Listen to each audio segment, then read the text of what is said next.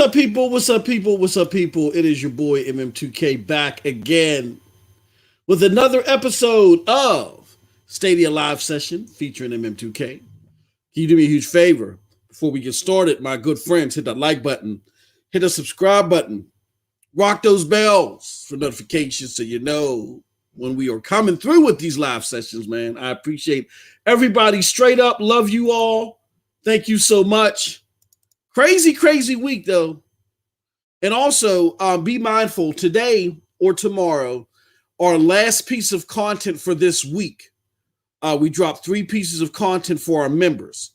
It is usually the Stadia after show for SSC podcast.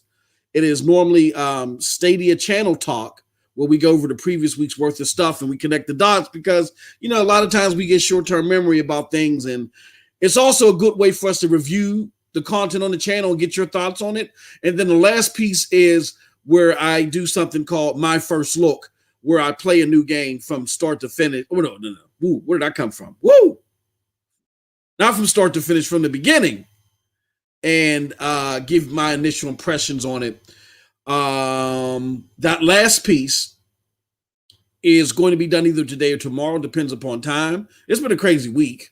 I'm still recovering from the last 2 weeks where I've had to play catch up because, you know, we had some unfortunate circumstances in the family back-to-back weeks, so we had to take care of that. But shout out to everybody that is joining us, whether you're joining us live or if you're joining us on demand. I see the homie Squid is in the house. Squid, I see you out there, brother. I see you out there trying to be the Stadia or just gaming streaming extraordinaire. I see you, brother. Can I do so much? Want to throw my 2 cents in on the news. Hey, man, that's what this is for. We're gonna get into that.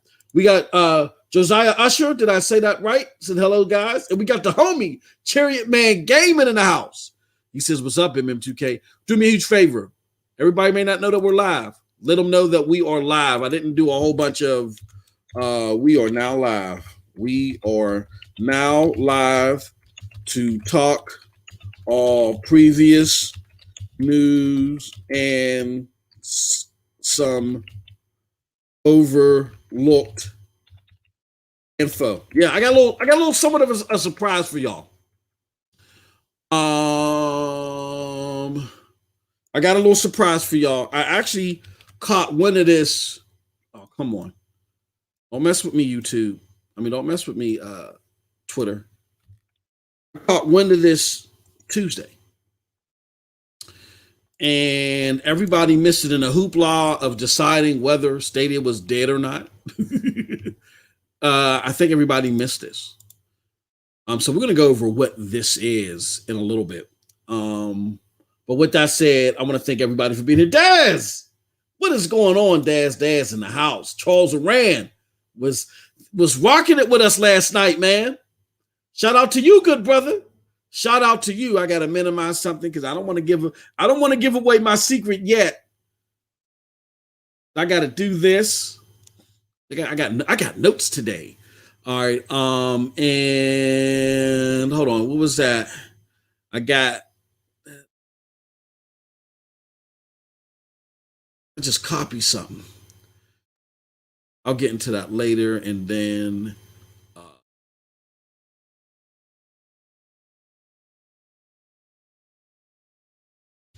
okay. All right. So I'm sorry, y'all. Y'all have to excuse me. I was thinking to myself, trying to get some notes together. Last little piece of this, we're going to go to the Discord. So let's get started. Sean L says, I was just listening to Commission before you went live. Hey, yo, that was a dope episode of the Commission. For those of you that don't know what the Commission is, here, I'm going to drop a link to it too. Y'all need to just bookmark this link. Give me a second, because let me just drop this in the Discord to let people know in the Discord that we are live. And then here, and then last but not least, we're going to drop something here. Yeah. All right. We let people know that we're live. Did I go to do I do the damn thing in Twitter? Yes, I did do the damn thing in Twitter. So now what I'm going to do is, because of the homie Sean L, he put that out there. That was a dope episode. And for those of you that don't know what the commission is, it's a show that airs on my personal channel. I got another channel, MM2K. Oh, I didn't even put the link in here. Wow, that wasn't bright of me. I got to do that again. I didn't even put the link of the commission in here. So now I got to find the commission. MM2K, what is you doing, bruh? What is you doing? I got to find the commission. Bear with me, y'all. We're going to get to these topics. We're going to have a great show. Commission. The commission. So what the commission is it's a show that is hosted by me, Snow Bunny Gaming, Project Storm, and our homegirl Tron of the Roundtable Podcast with King Thrash and Sick Humor. And what we do is we talk everything gaming, including Stadia. I got to make a new tweet because I completely bungled that one. I'm glad, Shawnell. I'm glad you discovered that for me. I completely bungled that one, bro. All right, so let me see if I can do this. If I can copy all this great stuff right here and go to here. I got to bear with me. I'm sorry. Dang, man. Dang. It's a show where we talk everything gaming, right? Come on. And while we're talking everything gaming, we also cover Stadia as well. We're very positive with Stadia news. And when I say positive, I don't mean we're just like glowing and we're like, oh, everything is great and okay with Stadia. I mean, like, we're positive in the realm of where we want to tell you the truth. I think that's what I brand positivity, is telling you the truth. We don't do what the meme cast boys and everybody else do. We tell you the truth. And we cover all things gaming, like I said. The way to start your panel with them. Okay. All right. So we got that together. So now I can post that, and then I'll do this for y'all. Post that because I messed up there. And then I'm going to post this here for y'all that are watching the show. It's episode 11 of the commission. We had a great discussion about all things gaming, but we've also rigorously covered this whole thing with Stadia. And we gave our thoughts. And a lot of us feel that that there's a chance for Stadia to persist and continue on. More likely than not, we believe. And this is Snow Bunny as well as Tronny. And if you listen to the show, those two lovely ladies, they're not the most optimistic about Stadia. They're not big fan. Snow Bunny is okay with it. It just ain't her cup of tea right now. Tronny more or less not so. But even they, looking at all the evidence, was like, you know what? I see what could be going on here, and it makes sense to why this would be a rebuild opposed to, I hear the term white labeling a lot, or a wind down of Stadia. But here's the problem. Even though we agree on that, the problem is that I can't personify that to the average consumer to make this a success. You can't personify that to the average consumer to make that messaging a success. Storm can't, Bunny can't, nobody can except for who? Google. And Google is in this mindset to where, no, we're going to stick to this grassroots type of thing where our content creators and fans of the platform are going to get ahead of the messaging for us. We'll just put a little dribbling out there, and then it's like Animal Crossing. We're gonna put the resources out there, and they're gonna build the land for it. No, for this particular item, it cannot work this way.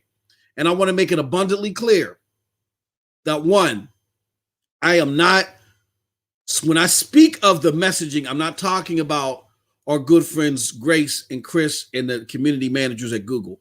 I think they've done a phenomenal job, and they get so much flack, a lot of it, most all of it, that they don't deserve. And they're doing the best that they can with the resources that they've been given.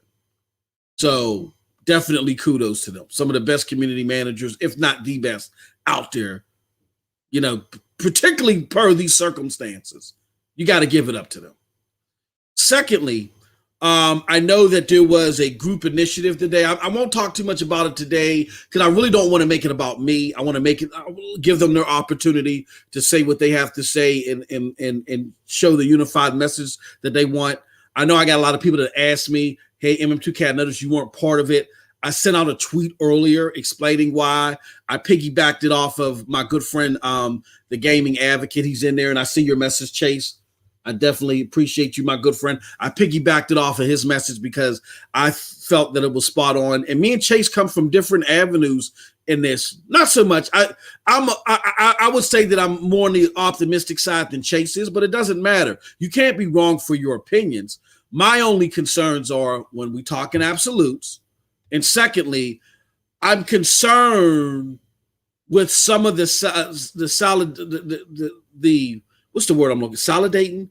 It's the slight celebration that some people are having over this, and benefit of another platform. Now, my brother Chase, he ain't doing that. He's doing his advocacy thing, and he's breaking down stuff as he sees it. But I'm seeing in the community people may be upset, emotionally worked up about this. So now they want to sit there and praise entity B or entity C. And the problem with that is if entity B or entity C is not living up to its potential, let's just say in the worst case scenario, Stadia is fizzled out. I don't believe it, but let's just say if it is.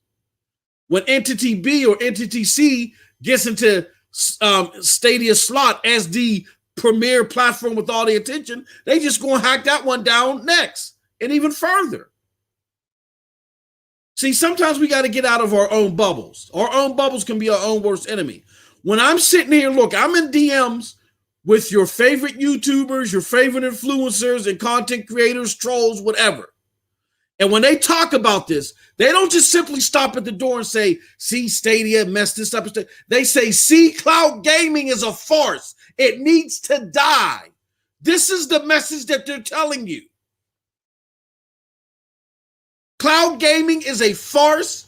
It needs to die. It's a waste of time. It's a new world order attempt at prying our consoles away from us. And Stadia being the most bold example of the evolution of what cloud gaming could go through as far as performance. That's why it got all the ire. But it's not going to stop with Stadia. Nobody's going to sit there and say, ooh, GFN got over 800 games. They're going to say, why would I get GFN? Look at this ghosting. Look at this. Look at that. They're going to attack GFN until that's gone. Amazon, I can't buy a la carte games. What purpose is this? Netflix for gaming? This is stupid. Then that's gone. And so on and so on and so on. So I caution you, I get the angst, I get the anger, y'all, but y'all better be very careful because you're cutting off your nose to spite your face. Don't use the turmoil, or whatever you want to call it, that Stadia is suffering due to its perception. Don't use that to say, well, see, I told you so, I was right, or now my platform that I prefer, that is going to get better lighting. No, the powers that be that helped ding the armor of Stadia, they're not done with Stadia. We got to get out of our bubble. A lot of us in this bubble think that the supposed death of Stadia is going to mean that the new fruits of nature for platform B or C. No. There's an agenda out here. And I'm telling you, just like I've been warning y'all, and I hate to do this because I want to make it seem like I come from the fruit of knowledge or something like that. I'm just telling you, it's like a storm chaser. I don't have this infinite knowledge. I just happen to be 10, 20 miles up the road, and I saw the tornado coming, and I just came back to the town and said, hey, I just happened to be up the road. and I saw this tornado coming. Y'all better watch out. And someone turned to me and say, "Who do you think you are? You're not Father Time. You're not the elements master. You don't know what's coming." I just been up there and saw it. I'm not the elements master. I just happen to be at the right place at the right time. And because of who mentors me, I just happen to be in DMs conversations with some of your favorite influencers, YouTubers. I am telling you that the message with them is not, "Oh, Stadia's dead. See, Stadia's crap. GFN, yay." No, it doesn't end with Stadia. So be very, very careful on how you tread with this. Again, you can't be wrong for your opinions. Your opinions are your opinions. Just watch talking in absolutes and watch how y'all tread with this, because this is going to be a snowball that if we keep letting it roll the way that it is, as far as how the narrative is being gathered as far as the viability of cloud gaming, it's going to come and wipe out everything else. Nobody cares. That the general consumer does not care that GFN has 800 games. They don't care. They're going to look and say, "Well, my platform got 800 games. And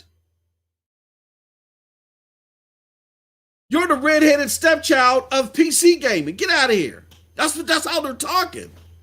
I don't care that Amazon is giving you a subscription service. And I can't buy individual games. What the hell is this? And it goes on and on and on. So hopefully we understand that.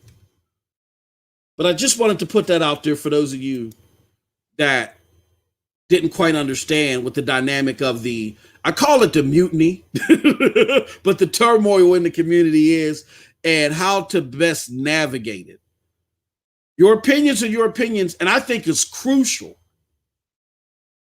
I'm not in the business of silencing or censoring anybody. I remember, let me share a short story with y'all, and then I'm gonna get directly to the meat and potatoes here.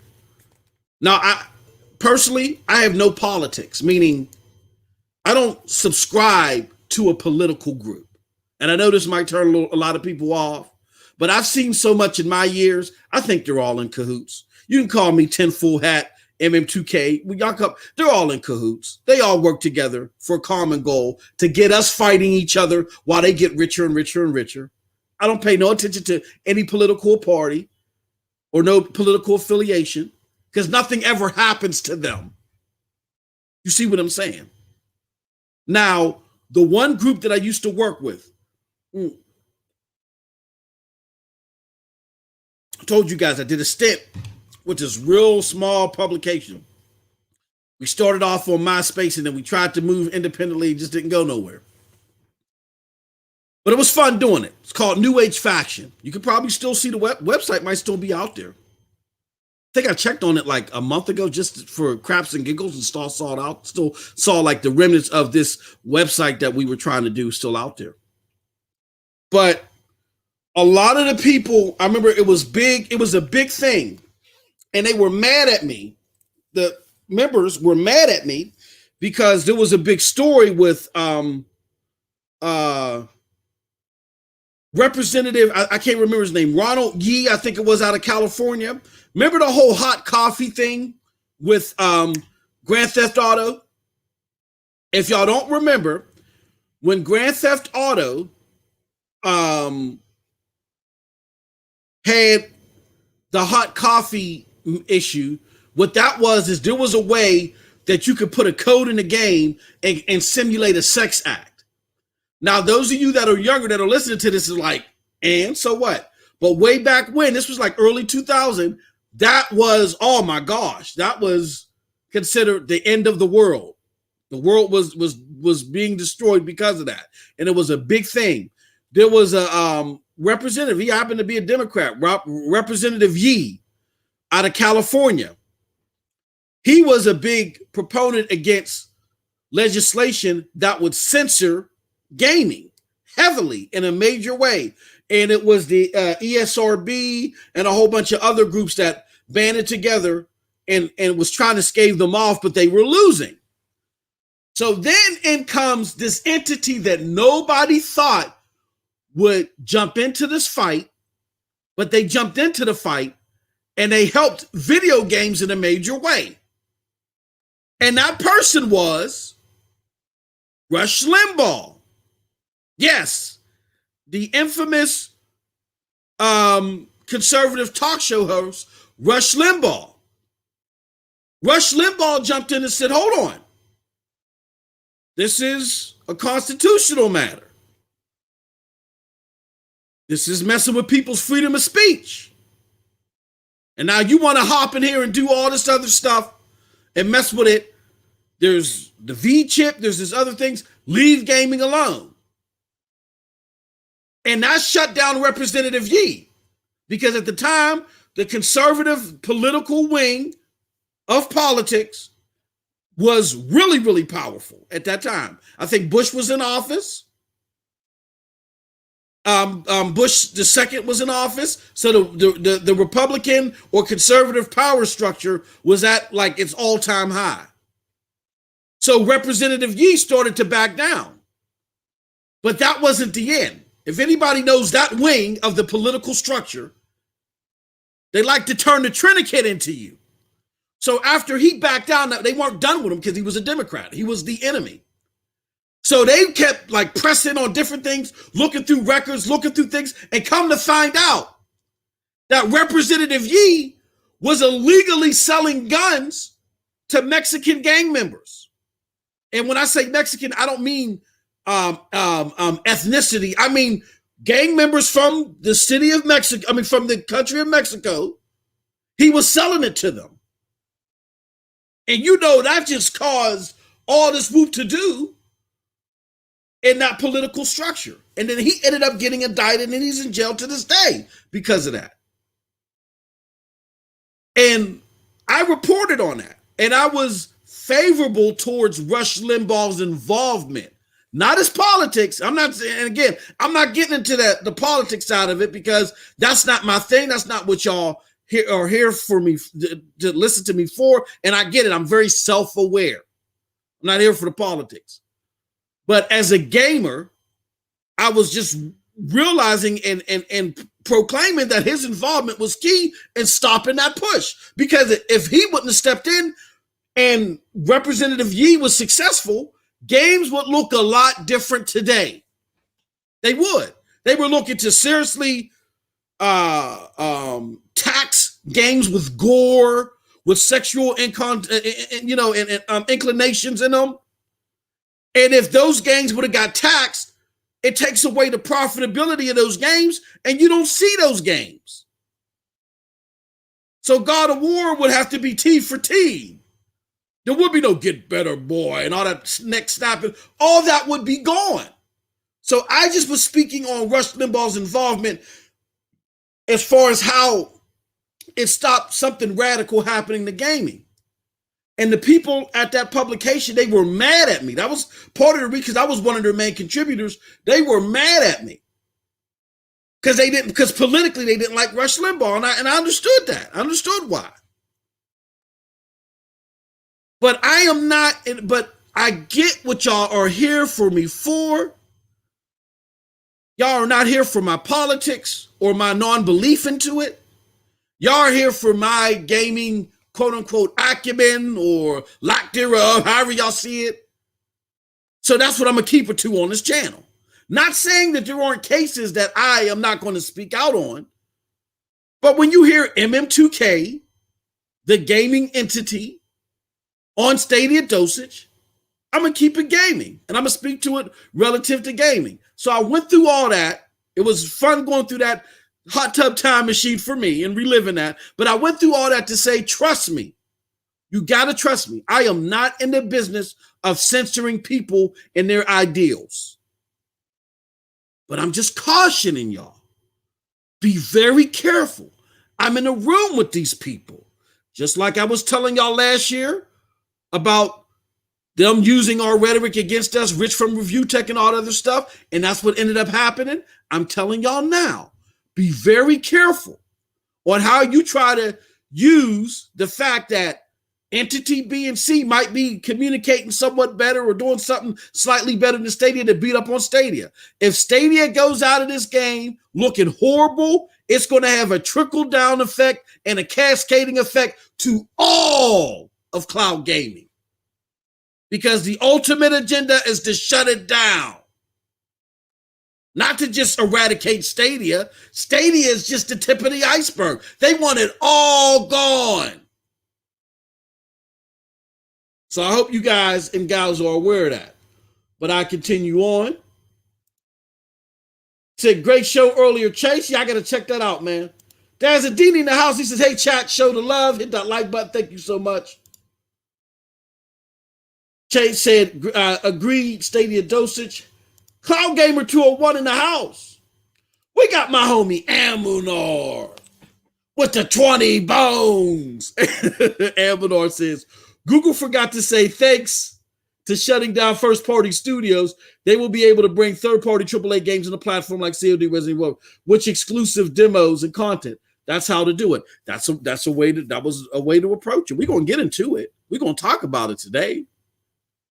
Because definitely the messaging was, ain't no way for me to do it. And I know people is gonna say, oh, that's tasteless, MM2K. But we're at a critical impasse. I can no longer censor myself. I can't do it. We're at a critical impasse here. If Stadia thinks that with that type of messaging and just going BAU, business as usual with their communication is going to work, they are fooling themselves. And this whole, we can't tell what a billion dollar company what to do and all that other stuff, I'm backing away from that whole mantra. I'm going to speak my piece, and I'm hoping that they listen, because there's a disconnect somewhere if that's the way they're going to move forward. Now, maybe what they're doing is, and again, if that is, I'll take all this back. Maybe what they're doing is they say, hey, look, we are going to come forward and say something, but we're just going to let this play out for a few days. I still don't appreciate that. I still don't think that's a way to leave your paying consumers hanging.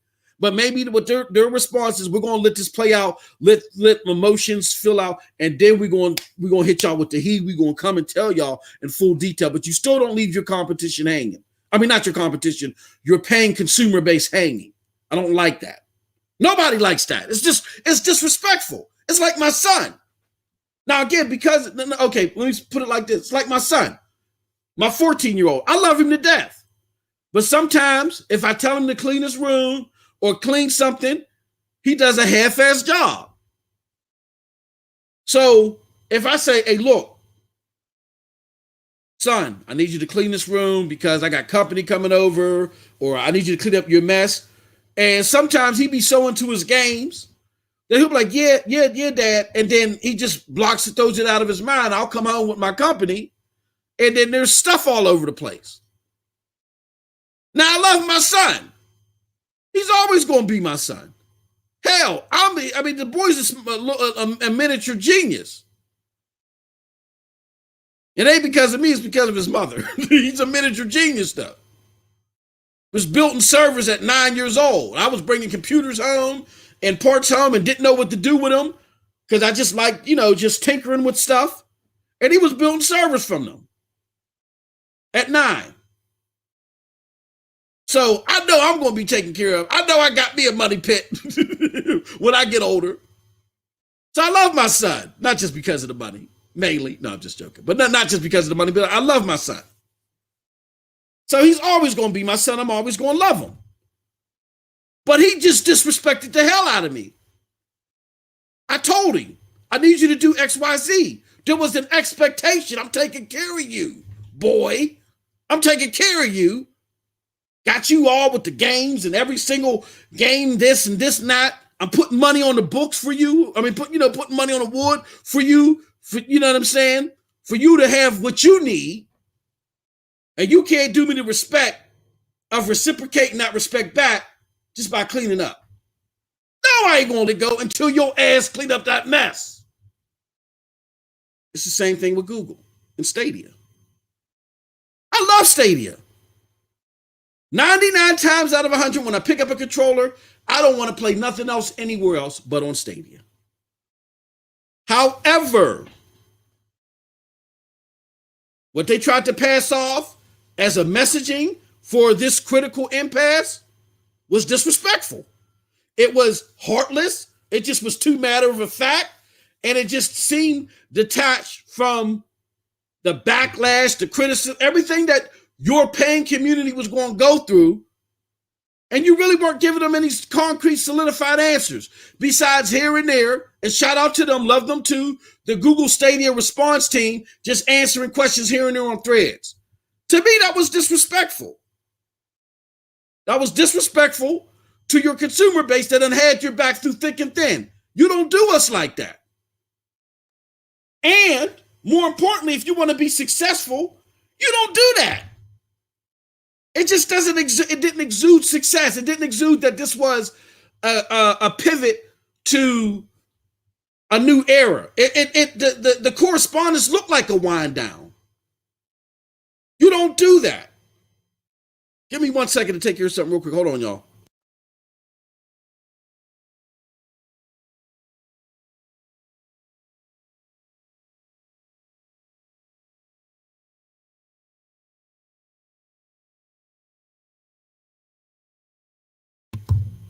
Okay.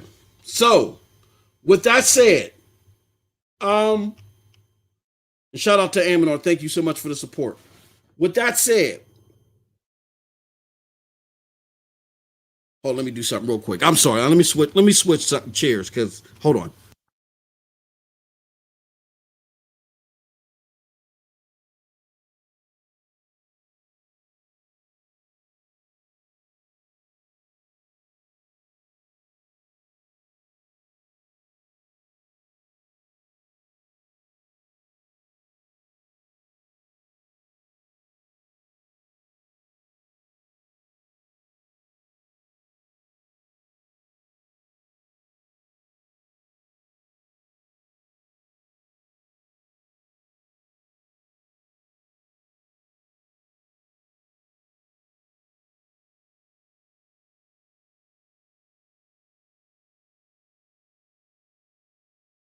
I got this real nice gaming chair, y'all, but I don't know what happened. Something happened to where the lever that props you forward just will not. It stays that way for some reason. I don't know what the hell's going on. Give me 1 second. Hold on.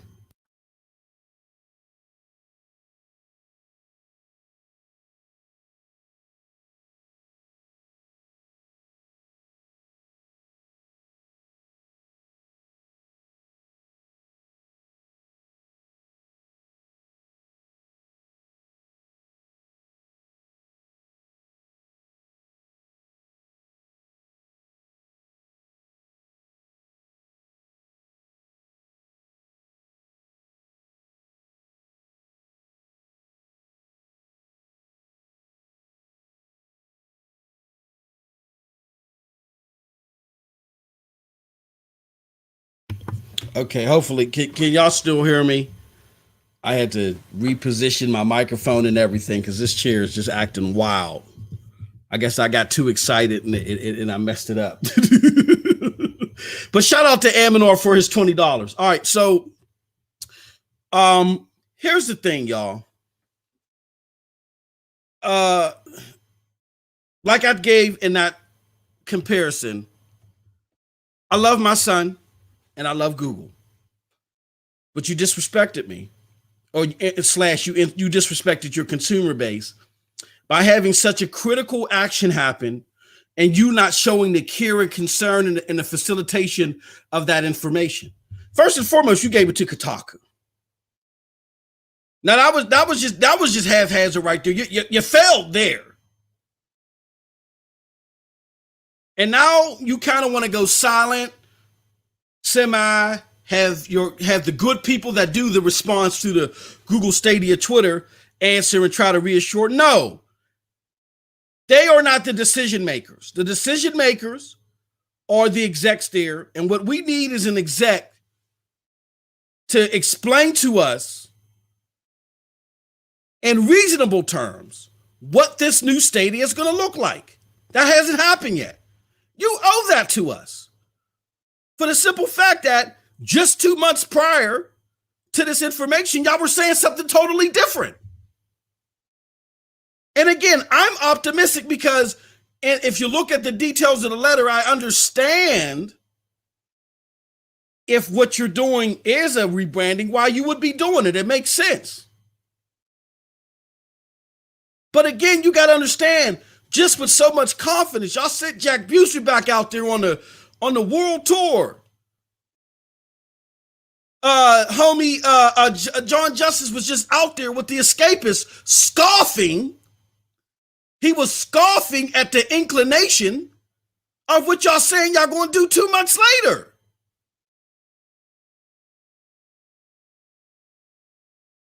So how it was handled Monday and since then has been disrespectful. Still love y'all, but we can't look past the disrespect. And that's my position. And until Google Stadia appropriately handles that disrespect, I'm not getting in front of any message to solidify anything because I don't know. I have a gut feeling. I'm using personal experience. I'm about to share that with y'all, my personal experience on this, on why I believe it is a rebranding by Google. But guess what? I'm not in the boardroom. I'm not at Google. And it's something as critical as this, the implication is critical as this. It's not the job of someone that makes YouTube videos to solidify the confidence of its consumer base. So hell no. I will make my videos expressing my thoughts, my feelings, and my belief on what the future may likely hold. But I've always told y'all from the very beginning, it is not my job to hold the weight of a multi-billion-dollar company on my shoulders. I've told y'all that over and over, and I mean that. I mean that.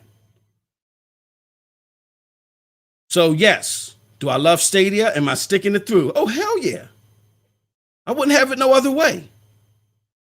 But on the messaging front, y'all got to do better than this. Grassroots or not, y'all got to put that to this is different. Y'all just came out there 2 months ago and said something completely different. Unprompted. Nobody told y'all to come out here. Y'all unprompted went on a world tour and said, yo, this is how we gonna roll, y'all. John Justice, what y'all think about Stadia giving coupons to Xbox members and they can play the Stadia version? And you scoffed at what? Excuse me? You scoffed at that. For you to be proposing what sounds like the same thing 2 months later. Because of all that prior stuff, you got to come out here and do better than what you did Monday. Period. So those are my thoughts on that. Hold on, excuse me, as I adjust my mic here.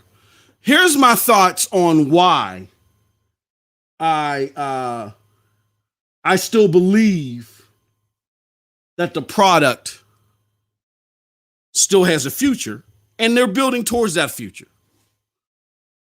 So, first and foremost, let's look at the original statement from Google. Let me do this. Hold on 1 second. I'm doing this without a chair. See, I love the community. I love y'all. Y'all know I love it. I'm doing this without a chair. I'm on my knees because my other chair is downstairs. I moved it downstairs because I'm cleaning out the man cave, and my old chair is downstairs. I don't feel like getting it. That would be a disaster. And knowing me, I'd trip and fall and bust open the toe, and then the stream would be over. All right, so here, let's share the screen with y'all again. Okay, so this right here is a tweet. Shout out to the homies at Stadia Life. Now, I know a lot of y'all may be looking at some of Stadia Life's trolling comments, and y'all may say, "Oh gosh, you're on the other spectrum of this thing, you fanboys and all this other stuff." But again, I'm not in the business of censoring anybody. I like to see conversations from everybody, people that I agree with, people that I don't agree with. I told y'all one of my favorite shows is a show called Rebel FM. They hate Stadia, but they drop jewels on gaming, period. A lot of it is favorable towards Stadia, even though I listen to everybody. I want to get a well-rounded prospect of what anybody has to share, because just because someone is on a different side of opinion than me doesn't make them stupid. And it doesn't make me any smarter, right? But the homies at Stadia Life did something very, I think, poignant, that even though some people may have responded as smart alecky, I think there's some base to it. So they took the comments from Phil Harrison and said, hey, for those of you that got doubts, he did kind of spell out that this is what they believe. And he highlighted the important stuff here from Phil's comments. Focusing Stadia's future platform. I'm not doing it justice. Since a lot of the internet and very vocal parts of the Stadia community still don't get it, I made it simple for you. You're welcome. Focusing Stadia future platform, winding down SG, recent successful Stadia technology proven works, continues invest, Stadia platform, 2021, expanding platform, long-term sustainable, beyond any near-term planned games. And that's it in response to the first party efforts. What current futures of Stadia Gamer? Continue. New titles. We're committed. Our goal. Best possible platform for games. So,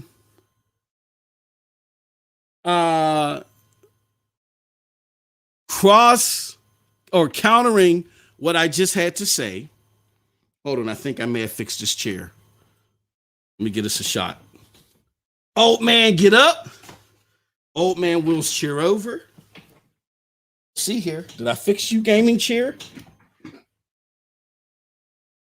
I know my wife is going to come up here and say, what the hell is going on here? All right, I think I fixed it, y'all. Yeah, it was leaning forward. It had me in a very awkward position. I felt like a crash test dummy after impact, but just suspended in that position. So anyway, yeah, if you do like keyword focusing, they do spell out in, what's the word I'm looking for? In technical terms, they do spell out that they're looking to rebrand. Okay.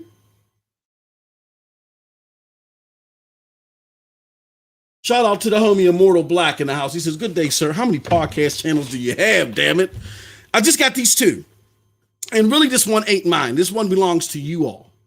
Those that are, embedded within the Stadia community, and those of you that are interested or just want to partake in Stadia discussions. This belongs to you. Now, I am a main contributor here. Also, right behind me is my brother Project Storm in the house, Project Storm. But we are working to facilitate other talent on this platform, despite all this hoopla that's going on. Like I said, we're going to be business as usual as far as the content that we put out there on a routine basis. I know it was scaled back a little bit this week, but that was only because my wife has been diligent on my behind. We're going to Moraine State Park for a vacation as soon as summer breaks. And we're having a big family outing there. And my wife has already assigned me to facilitate this for 200 people. For 200 people. For those that don't know, Moraine State, it's a national park in Pennsylvania. So I got to facilitate. So that has taken my ability to do as much content as I want to do. But believe you me, we're going full business as usual. So don't worry about that. All right. So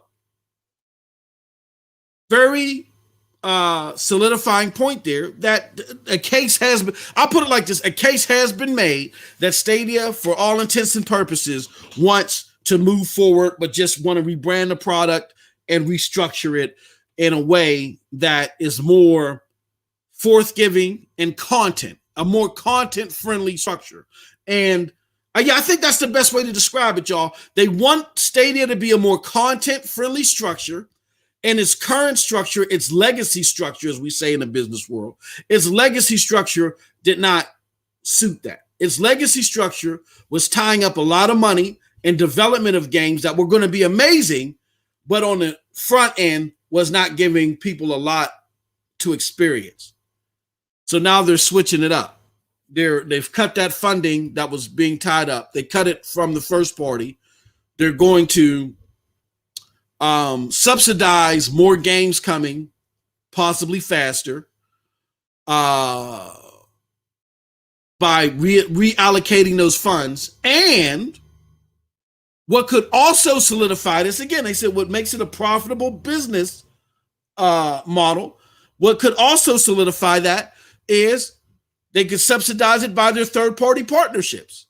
I don't think there's anything wrong with that. And me personally, just in my opinion, I get confused sometimes when I hear the argument being adjusted for white labeling. As far as I hear, we don't consider Xbox a white label product. We don't consider Amazon a white label product. I mean, the vendor product for Xbox is Azure, right? The power of Azure. So Xbox still exists on top of the streamlined product Azure.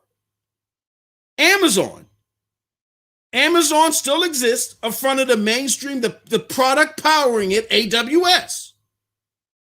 The only thing with Stadia is Google didn't give the power, the frontline product that's structuring Stadia name, but Stadia. So here's what Stadia does. Here's what Google's going to do, just like Amazon and just like Amazon and Microsoft. That underlining tech that's giving the power to Stadia, they're going to give it a name. Stadia is going to be the gaming platform, just like Luna is the gaming platform, just like Xbox is the gaming platform, but the underlining tech, they'll give it a separate name. That separate name could be Hellstorm, for all we know.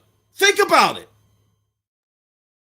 See, sometimes again, you can't be wrong for your opinions, but I'm just trying to keep it the thought process in a realm where we try to avoid, oh no, that's not possible. That's not possible. It is possible. Just like what y'all think is possible, this is possible. Here's why it's possible.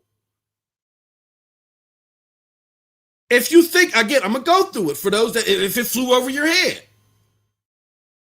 The reason why it's hard for people to fathom the continuation of Stadia past the white labeling is because y'all can't see the correlation besides Microsoft and Amazon and what Stadia is prompting to do. But y'all can't see it because the tech that underlines Stadia hasn't been given its own segregate name. That's it. But that's superficial. That just means that maybe y'all were superficially looking at this. What Google is proposing is the same thing that Amazon is proposing with AWS. The same thing that Microsoft is proposing with Azure. They're looking to do the same thing with the underlining tech that is supporting the platform Stadia. It's just that tech doesn't have a name yet. And maybe that tech's name is going to be Project Hellstorm.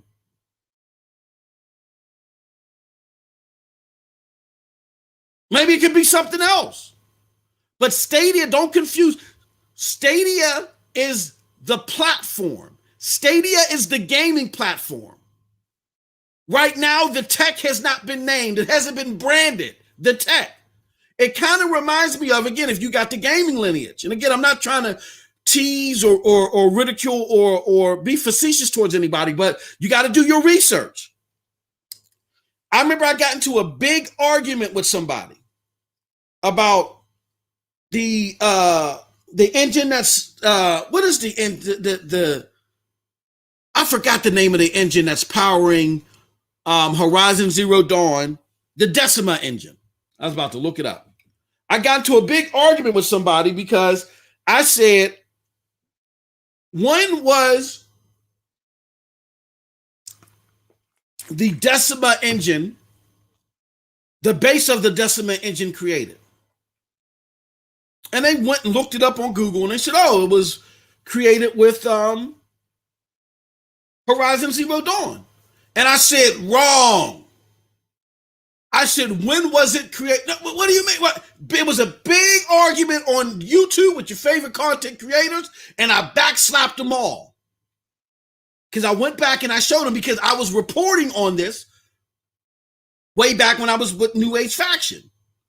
The Decima engine started with the Killzone. It was the Killzone Shadowfall engine, I think it was.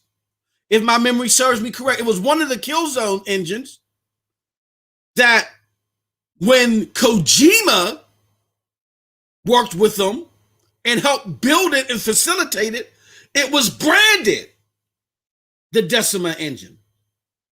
And Decima is the name, I think, of an island or something from where Kojima's from, or something like that. But the Decima engine was branded with Kojima, but it was actually the base of it was created well back with the older Killzone engines. Because I studied the engines for Killzone for a long time. I love Killzone 1. As a matter of fact, this might shock a lot of y'all. When PlayStation dropped Killzone and they said it was the Halo killer, I was buying that rhetoric. Because I didn't like Halo. I didn't like it at the time. I didn't start liking Halo until Halo 3. I know, unpopular opinion. I didn't like Halo until Halo 3. And I was a serious Xboxonite. But I love Killzone. Me and my brother, we love Killzone. So as part of the New Age Faction reporting, I did a lot of investigation on Killzone all the way since, let me see here. When did Killzone release? When did Killzone release? November of 2nd. Let me put this up here for y'all to see, for your eyes to see. November 2nd, 2004. Since then, I had been studying Guerrilla Games and their buildup of this original engine, and then all the way up to what would foreshadow the Decima engine with Killzone 3 or Killzone Shadowfall. One of those two games was the precursor, was the base of the Decima engine. I still got all my notes somewhere too, from all the way back then. So what I'm telling y'all is that underlining tech, that Power Stadia, just hasn't been branded yet. So if they do move forward, it doesn't necessarily mean white labeling. Just because Stadia's tech doesn't have a name yet, or it doesn't have a branded name yet, Stadia is looking to do what its cloud competitors are doing and having success with. Licensing off AWS while having a game platform Luna. Licensing off Azure while having a game platform Xbox. They have Stadia that has underlying tech. They just haven't branded it yet. Let's see what they branded. And they could brand it Project Hellstorm.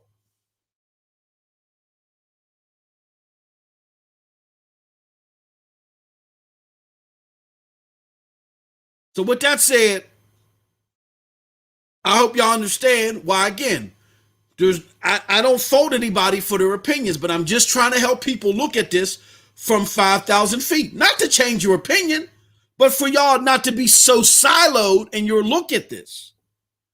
to understand that to help facilitate better communication around this and to help educate our fellow viewers and listeners, let's look at this more well-roundedly.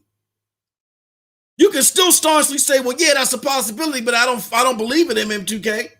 I don't believe it's going to happen, but at least understand why that may be a possibility, because it might help your understanding of what's going on. So that's point number one. Point number two is the YouTube position. But before I get into that, let me get to this wonderful chat, because I've been neglecting y'all.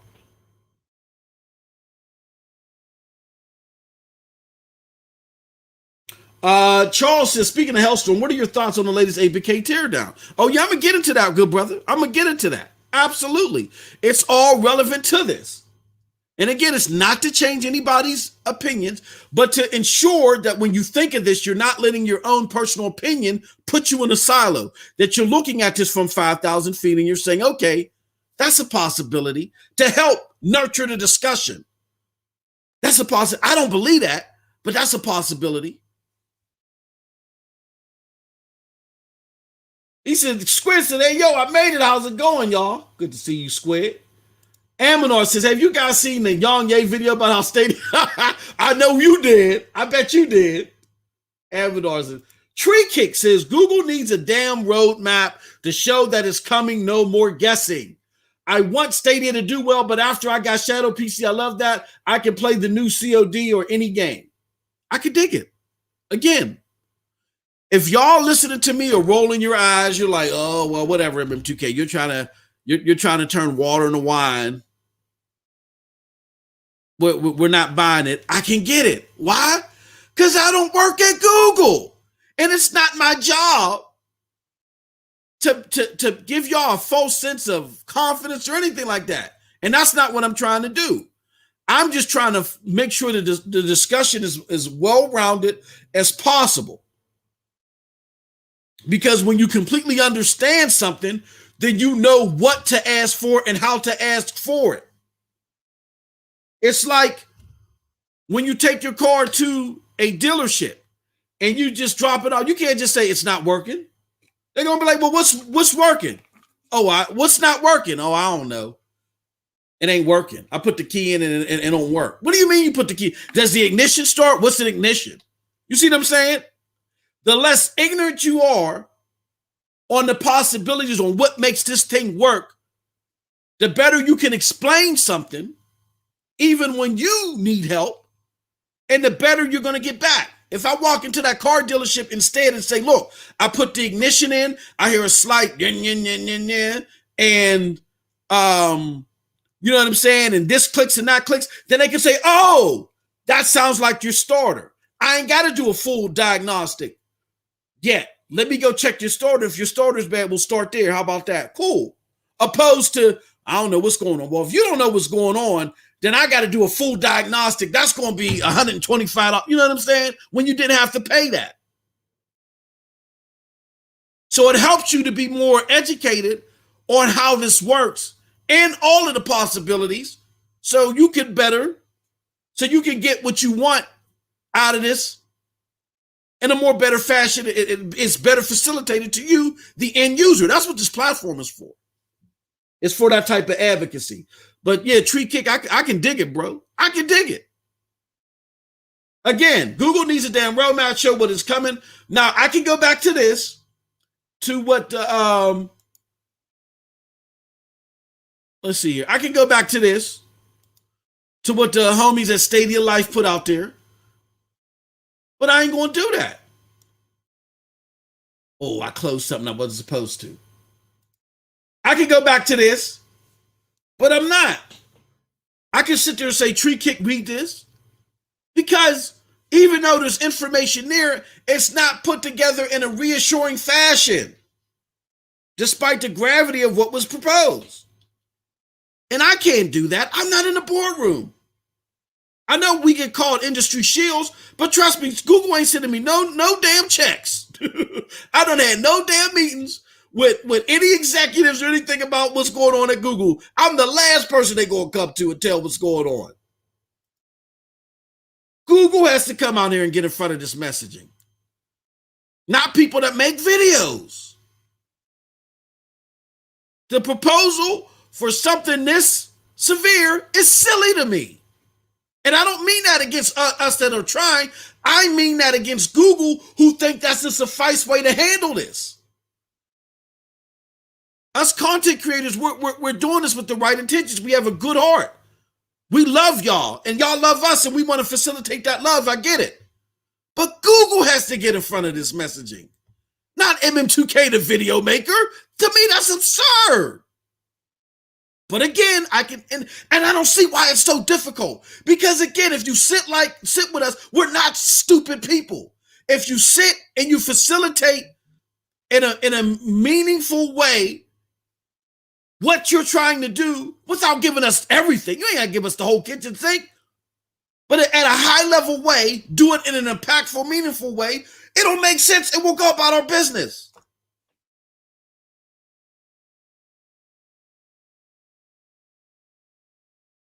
Project Storm says, if you're enjoying the discussion, hit the like button. I'll give you good luck doing that. Exactly. We'll talk about all that tomorrow, too. Shout out to my bro, Project Storm, man. Hey, Storm, that was a hell of a commission last night. I'll drop I'll drop the link in the chat before we close out here. That's a hell of a show. But let me continue on. So let's talk about this. This is another reason why that I don't believe that this is going to be a white label affair. Again, just to bring you back up to speed. Even as poorly drafted to suit the need as that letter was, that letter does lay out in enough technical terms on why they would be pursuing a rebranding. And it makes sense. But deeper than that is this job posting. Now, this flew over some people's heads. While all this information was going out about the first party being dissolved, they put out YouTube is hiring a project manager for game experience on Stadia. So they're looking to invest in further ways to take the Stadia, the game platform, Stadia, not necessarily just the underlying technology under it, the game platform Stadia. They're looking to take the Stadia experience and find out more ways to connect the game platform experience to YouTube.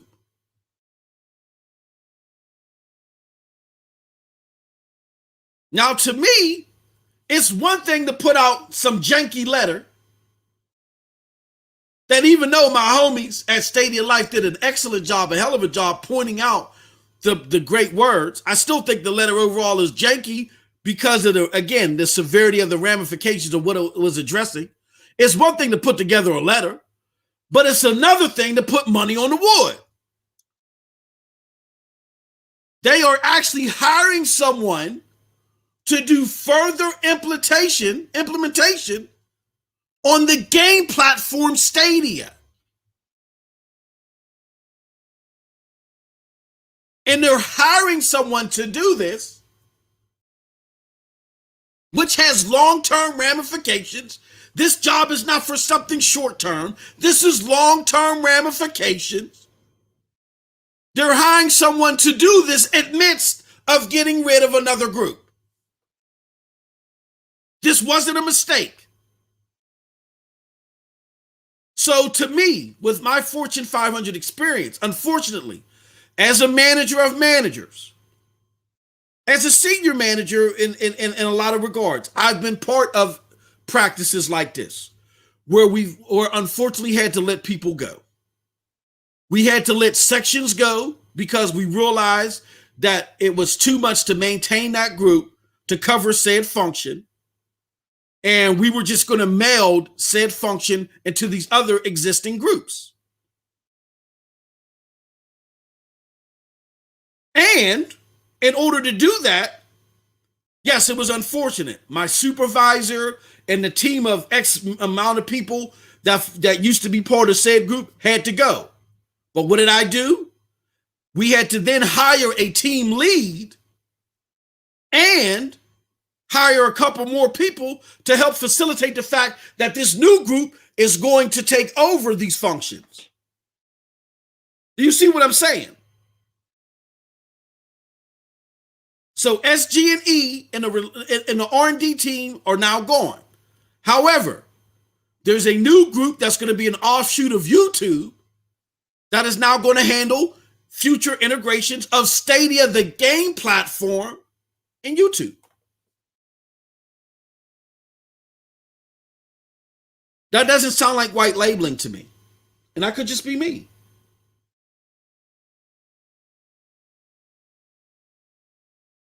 That's my opinion, and I'm basing that off of my experience. For those that don't have that experience, I've seen it happen plenty of times. When you're changing course and you're changing direction, and you got to be more efficient and more lean. See, what people don't realize is, they do something like they compare what GFN is doing, and they compare what Luna is doing, and they say Stadia is not moving as rapidly as they are with volume, so they're closing shop or they're doomed. Here's what I say to that. When you look at GFN, people forget, and I don't forget because I've been testing GFN since 2018. People forget that GFN has been around for years. Been around for years. And when GFN first started, in its beta program, it only had 40 games. So 3 years later, GFN has been able to build and nurture relationships to where, starting from beta, they now have access to over 800 games. When I got into GFN, they just had 40 games. And 3 years later, they were able to have 800 games, and then they were, quote unquote, officially retail. Now, with Amazon is just fiscally, I don't want to say irresponsible because they make money. Amazon is just fiscally loose. They will bleed and hemorrhage money.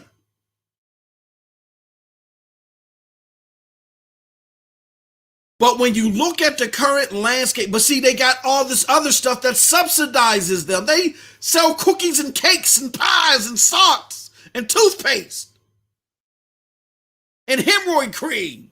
Sorry for getting so graphic, but Amazon facilitates everything. So to subsidize the loosey-goosiness of them just writing checks for anything and just bleeding money, they got this powerhouse, which is the Amazon shipping entity and Prime and all this other stuff. They're in business sectors that Google will never be in.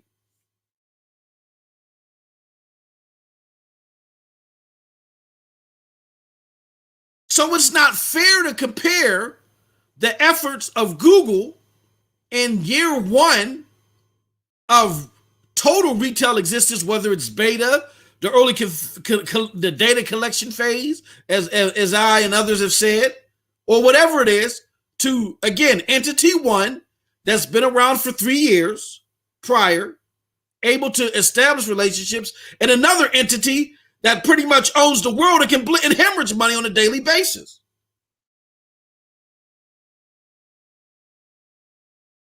When you're looking at the atypical gaming entity,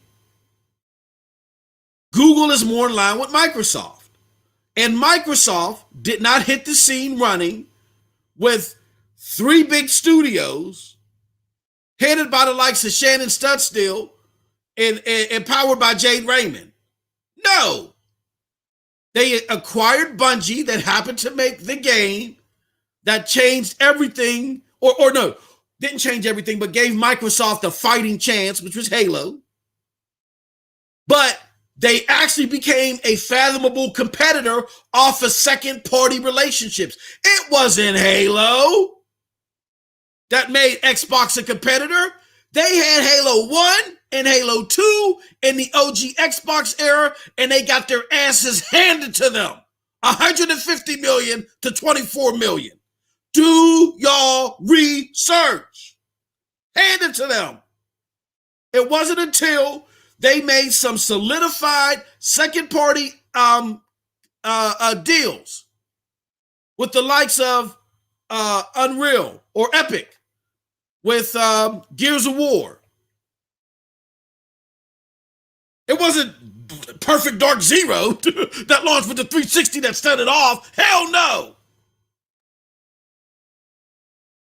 Deals with EA or BioWare with Mass Effect.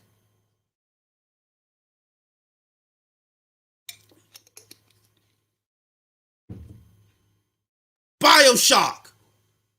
Those games being timed exclusive.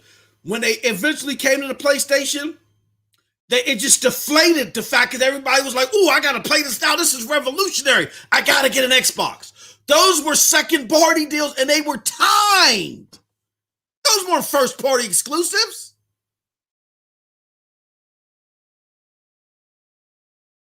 Even Fallout 7, not Fallout 76, but the reboot of Fallout under the Bethesda team, that released on all of its platforms at the same time. But the marketing rights, just the marketing rights were with Xbox. And that was a big deal. So this belief that you gotta have a first-party development team cranking out stuff in order to see some success is absurd. I'm sorry. You have the right to your opinion to feel that Stadia may be headed down whatever path. But the history doesn't show that your first-party studio is what excels you to success nowadays. Sony's first-party studios just happens to make the best games, according to gamers right now. So, they're the kings. But Microsoft, who their first-party studios were considered the worst, made $10 billion in a year where Sony put out its best output ever in its 24-year history at the time and made $16 billion. They were only $6 billion behind in their worst year. Why? Because Microsoft was invested elsewhere in vendor partnerships.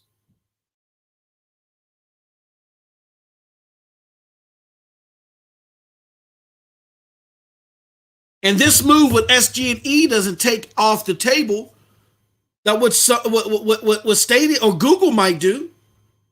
Is what Microsoft under the helm of Satya Nadella did with Minecraft. Let's pick up a game that's making money. Let's absorb a studio that's making a whole bunch of money. Again, we can't forget Brad Sams said, and Brad Sams normally is not wrong. I haven't known him to be wrong. And he's an Xbox guy, so he has no reason to cap for Google.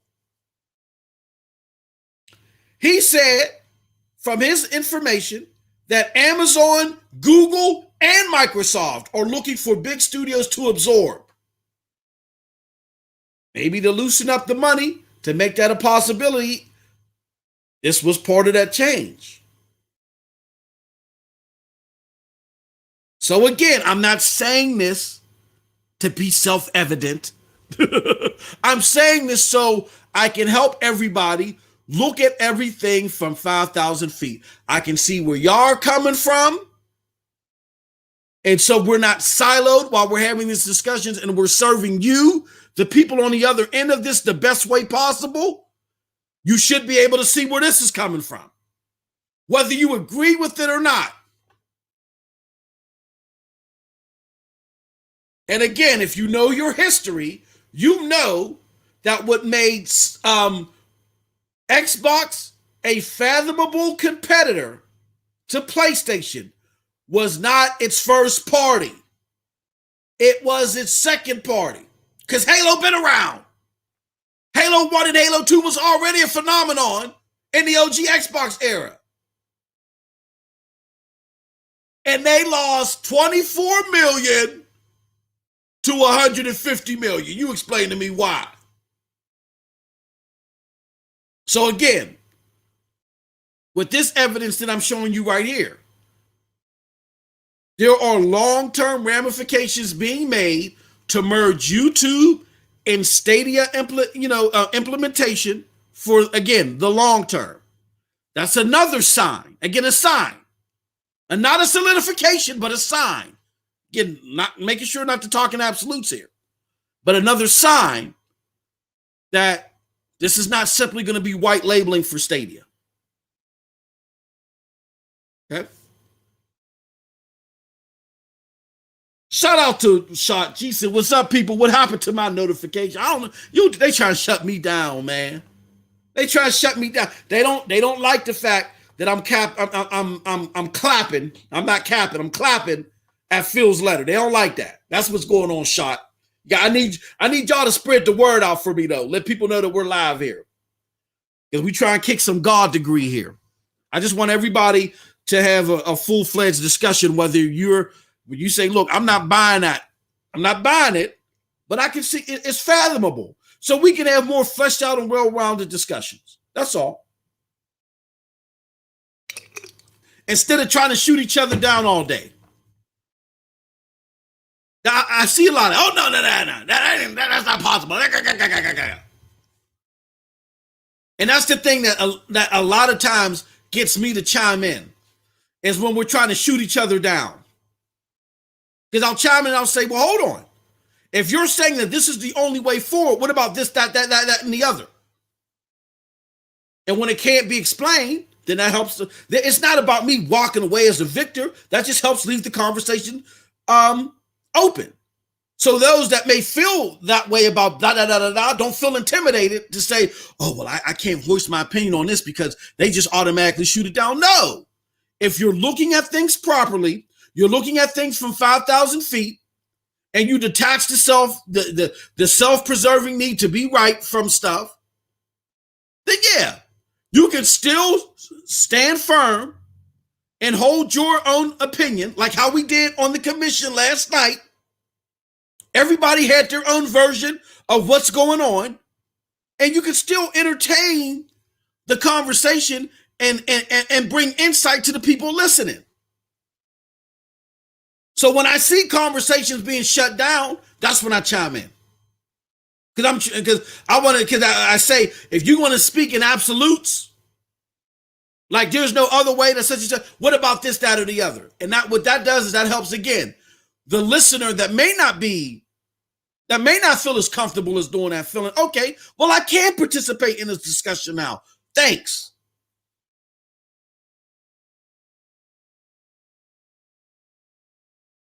Elk New more for I don't know how to pronounce that, man. I love that name though. If only Google bought Ninja Theory, a smallish team that could still knock out AAA games, they've been perfect for Google right now. This is what I love this point. And for the Patreon members and for the SDO new for the members of this channel, I got a video forthcoming. It's a series that I call Lyrics to Go, where on my way I take a 2-mile walk back and forth every day to go get coffee. You know what I'm saying? So I'm not sitting in a chair all day working from home or cutting videos and all that other stuff, right? But anyway, I got a video that I still got to upload. It's probably going to be out there this weekend, where I talked about just this, because this is a great comment. Now, again, just using my Fortune 500 experience, a lot of people surmise that because the first-party studios have been dissolved, that Stadia is never going to make that approach again. And I think that's a false inclination. They may not, but it's not etched in stone. And that's all we're trying to say. We're just trying to make sure that all the possibilities are being properly represented here when we're having these discussions. Here's why it's a possibility. Again, not trying to give anybody any false hope, but again, Look at things from 5,000 feet. I know I'm saying that ad nauseum. I know people are, I'm tired of hearing that. But again, repetition is the mother of learning. So hopefully it'll stick and we will understand why it's important to look at things at a broader level. And again, I've unfortunately had to be part of this. When you let somebody go, when you lay somebody off, in most of the states in the United States, most of the individual states, not all of them, but most of them. I think Texas is one. Texas is tough. When you get laid off, man, they don't give you no support in Texas, from what I understand. But in most states, when you lay somebody off, in your succession plan, it's against the law to say, oh, yeah, we're getting rid of this area, but we'll bring it back in like several months. We just need to make some money. Against the law. Why? Because the states see it as, look, if the person is doing their job and they're doing what they're supposed to do, you can't just get rid of them. You can't just circumvent the firing process to save you some money. Find them somewhere else to go. Or if you're laying them off because you truly can't afford this wing of your business line, then it has to go. There is no succession plan that says you're bringing it back. You can't talk about bringing this thing back for X amount of years. Now, I've been part of, in the longer stint of my tenure, I've been part of the teams that had to, unfortunately, go into planning of this for other groups. I've actually, in the earlier stint of my tenure, been part of it. I was part of a group, and I think I talked about this earlier in the week, where we were doing some technically advanced things for the stuff that we were handling. It was becoming too costly to maintain because our clients had other mundane ways to handle this work for them. And they'd rather just go with the mundane way. They said, to hell, well, we don't want to pay for this new advanced way. We'd rather just go with the mundane way. It's doing it for us. So we weren't getting the business that we needed to sustain what we were doing. But one day they just walked up and said, hey, look, in the next month or so, we're going to have to shut this down. But what we'll do for y'all is we'll go and talk to other departments and see if they can hire y'all. And if you're not hired by X amount of time, then you'll be, put into the package, this and that. And I was one of the people that didn't didn't get a new area. And so 2 weeks I stayed at home getting the benefits that came with me being displaced. And then finally the new place called me and said, hey, we want it now. We would like to, bring you on board, and the rest is history. Now, that place that we got dissolved from for about 3 years, it didn't exist. Then one day, 3 years later, I got a call from somebody that used to work with me in a department that was somewhere else. We all went and furthered our careers elsewhere. And they said, do you know that they reopened XYZ thingy? And I said, oh, so they must have more productivity down the road by more clients that really want this now. It was ahead of its time 3 years ago, but right now was just right. So now they want this. Now they need this. It was more secure, and things were more volatile financially. So they need this product now. It was just too ahead of its time and too expensive to maintain until it was fathomable to market to more clients. The same thing could happen here. Google could very well be like, hey, look, if what we're doing right now, mimicking what Amazon's doing with AWS, what Microsoft is doing with Azure, along with us focusing on getting more product over and more AAA product to mimic the success, because they say it 1,000 times, to mimic the success that we're seeing, that we saw with Cyberpunk. If they get enough revenue from that, they could very well likely say in 3, 4, 5 years or whatever that they can legally do it again. All right, now let's bring in the first party. Because now we got a revenue stream that can subsidize us waiting for them 5 years to build something. Now, will Jade Raymond come back? Oh, hell no. I ain't going to be able to go back to Jade Raymond. And that was a missed opportunity. Because now I think you kind of fizzled that relationship with somebody heavily talented. And it was a good thing because you had her and Shannon Studstill and then Aaron Hoffman John, the tandem of those three working together to make these crazy Stadia games. It not only had serious brain trust and talent at the helm of your game development, but it did a lot towards diversity. And now you floundered that by biting off more than you could chew too early. But there's a way that they can remedy this.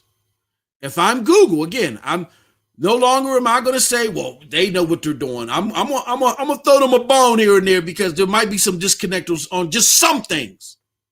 If I'm Google, I'm fighting tooth and nail to retain Aaron Hoffman John. I mean, there's nothing you can do about Jade Raymond. No pun intended, but Jade, with that tweet that she put out there, she may already be jaded. And reasonably so. Shannon Studstill, she ain't coming back.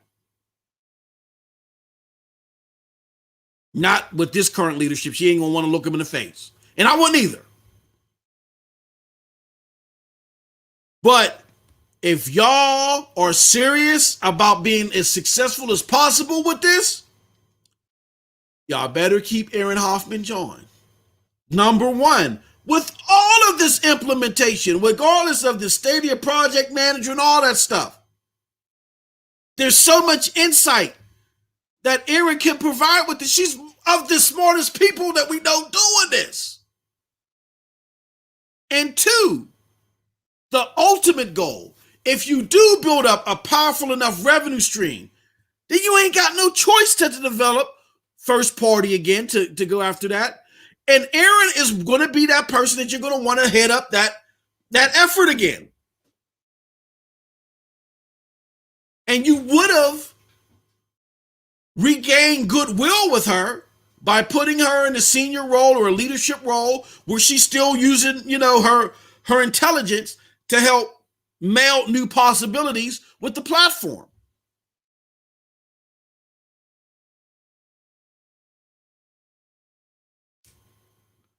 So I seriously hope that that's what they do. But we'll see. All right. So next on the docket is, now this is something new. This is something new. That's my cat out here in the back. I don't know what the hell's wrong with her.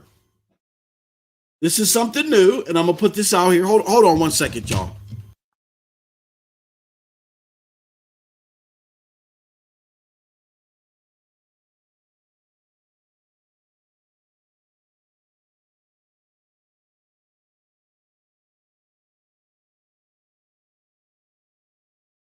All right, y'all. So let me see here.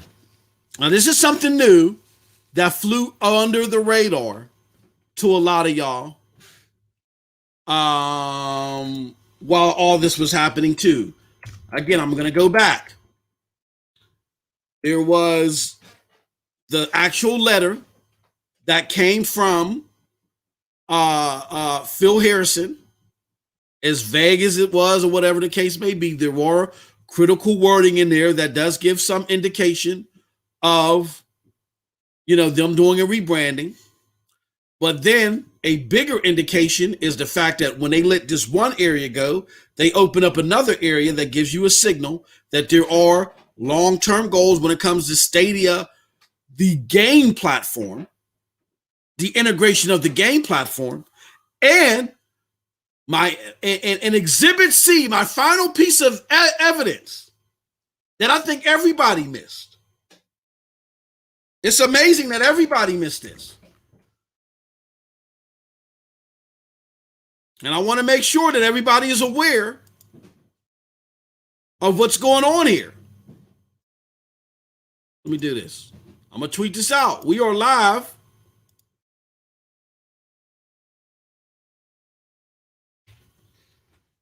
We are live going over some missed critical information that speaks that potential. I'll put that potentially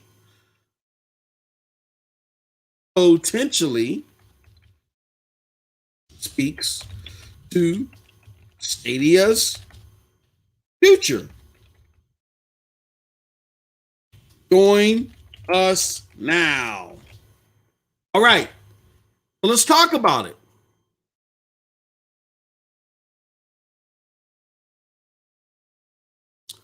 It's going to load up. There we go. Let's tweet it out. All right, let's talk about it now. I think y'all missed this. On the day that this all happened, not only did we have the YouTube job offering go out there, but we had this interview that occurred as well.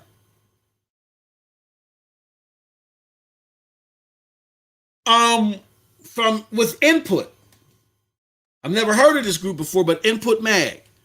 And the interview is with Catherine Hasayo, I hope I didn't butcher that, on state share in the future of the platform.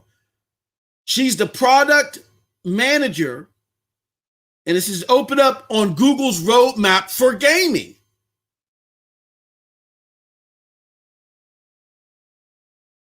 So let's read it, y'all. So it says, thanks to COVID-19, the world is currently obsessed with video games, yet the roller coaster ride that has been Google's streaming project, Stadia, has continued its ups and downs throughout the last year. While it's faced many, many critics, Google has, to its credit, started to deliver the features its customers have wanted since the platform's ambitious announcement at GDC 2019. Thanks to features like OS availability, LG building the platform into its new TVs, which again, we forgot about that. LG, they're still doing it. Look, this partnership, this deal with the first party studios wasn't decided just 3 days ago. This is something that was planned for months. That's actually Exhibit 4, but I'll the whole LG deal. But I'll leave it part of 3. It just superpowers 3. Again, the announcement of the LG deal, for all intents and purposes, had to happen after senior leadership knew that this is what they wanted to do with Stadia, which was get rid of the first party. You don't continue with such a deal that's a retail motivated deal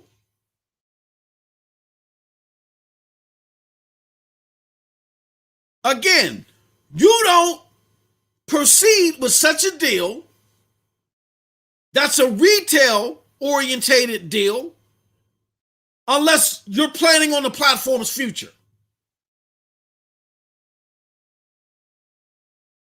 I'm going to say it again for the people in the back, like my brother Cold Blood Sensei, who just can't take the truth. Storm, stop damage controlling. I'm going to start making you pay for these atrocities, Cold Blood, and that's my homie. But again, you don't go through such a major deal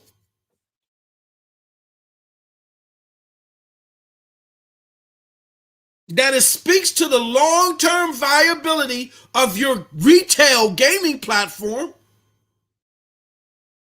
unless you're looking to work long-term. Now, if we hear that the LG deal is canceled, okay, all right, I got you. But we haven't heard that. And in this interview, we know what's going on.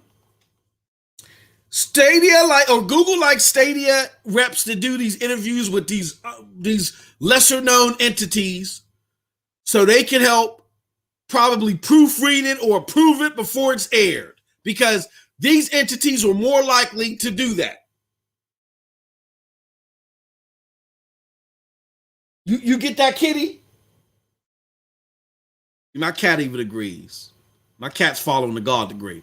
But it says, thanks to features like iOS availability, LG building the platform into its new TVs, and StateShare input has gone so far to call it fantastic. But with the news that Google is shutting down its original game studios to focus on partnering with other companies like using Stadia's tech, one has to wonder, is it all too little, too late?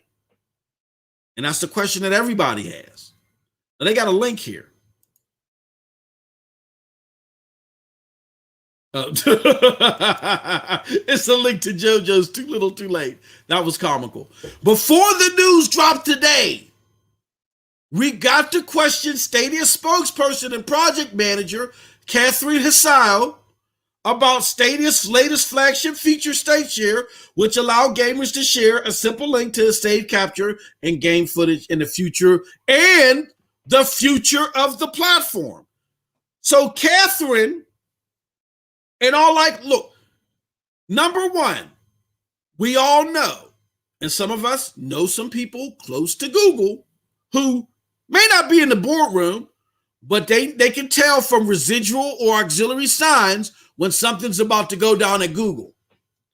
When something is about to go down at Google, communication stops or slows down heavily with a lot of their vendor partnerships. Interviews like this don't happen unless they're still relevant. In most cases, now again, I don't want to speak in absolutes. I'm not.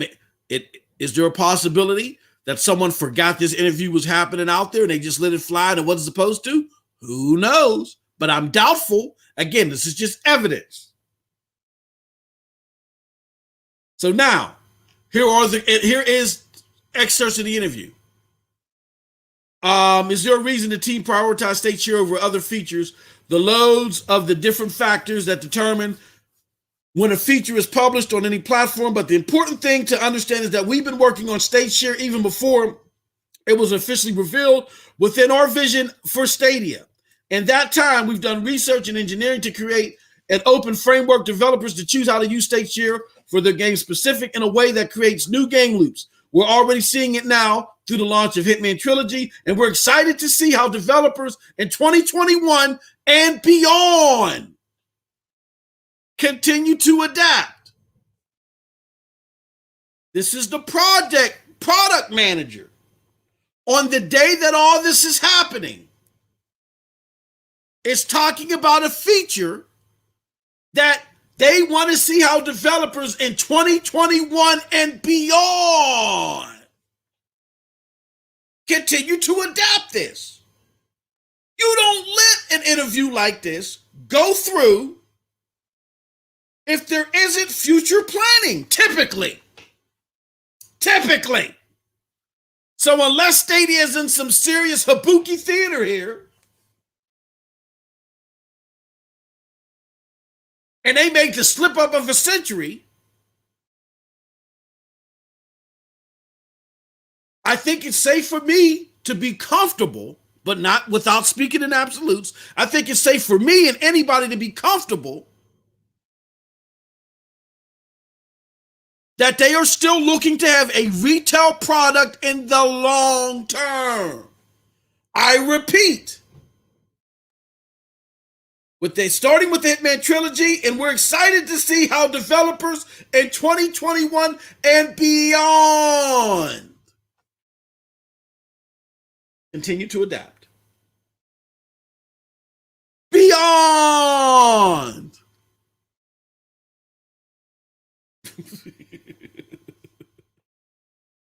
And there's a lot more. That's just the tip of the iceberg. I just don't want to spend the whole time going over this interview. I think this was a good part. Hold on. Now, there's a lot of good information in here. And I definitely, there's a lot of great stuff in there. I definitely recommend that you guys and gals listen to this. I'm going to put it as soon as they allow me to. I'm going to put it in the comment section as soon as Google allows me to comment on this, but I can't comment on this yet. When they do, I'll put it in the comment section. But definitely. Now, here goes another question. Roughly what percentage of upcoming games support state share? Hasayo, we don't have any details to share at this time, but we're looking forward to showcasing state share in more Stadia games in 2021 and beyond. 2021 and beyond. You see the repetition? You see that talking point? And beyond. What's the next upcoming feature? We don't have any more details to share at this time, but we're excited to see the Stadia community of players continue to experiment with Stadia features like State Share, Crowd Play, Crowd Choice, and Stream Connect.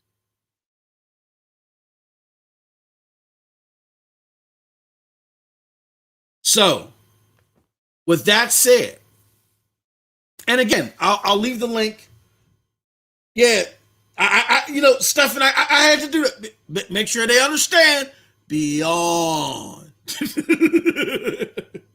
So again, I'm just laying down the foundation to where I'm not saying it's etched in stone. I'm not saying it's for sure. But again, when we have the discussions, I just think that it should be more well-rounded. I think we need to pause ourselves before we shoot other people down. There's nothing wrong with saying, well, okay, I heard you here, but on the flip side of that, this, that, or the other, no, people are shooting down. Well, no, this, that, no, this is only the possibility. No, I'm right. And that's not leading to healthy discussions. Not leading to healthy discourse. Whether you believe that this is the end or you believe that there's a long-term systemic future that they're working on. We don't want to shut each other down, and I'm seeing too much of that. And what I'm pleading to my brothers and sisters that have that are in the white label camp, hey, look, I'm pretty sure y'all missed this article, but see, I read everything, I listen to everything. I don't caveat information. It's not about me wanting to be right or wanting to be wrong. It's me, again, I always use the tornado chaser scenario. Just because I can tell you that the tornado's coming doesn't mean that I lick my index finger and put it in the air and I can feel the tornado. No, I just happen to be up the damn street. I saw it coming. It sucked up to about 15 cars. Let's get the hell out of here. I'm telling you, who the hell do you think you are? The weather catcher? Oh, hell no, I'm not listening to you. You get so much pushback from people that just don't want to do their due diligence because they want to be right. Then when their siloed thought process gets torn apart,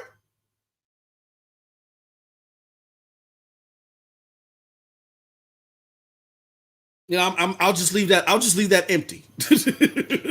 Again, I cannot. All I'm providing is evidence to support a hypothesis, which is an educated guess.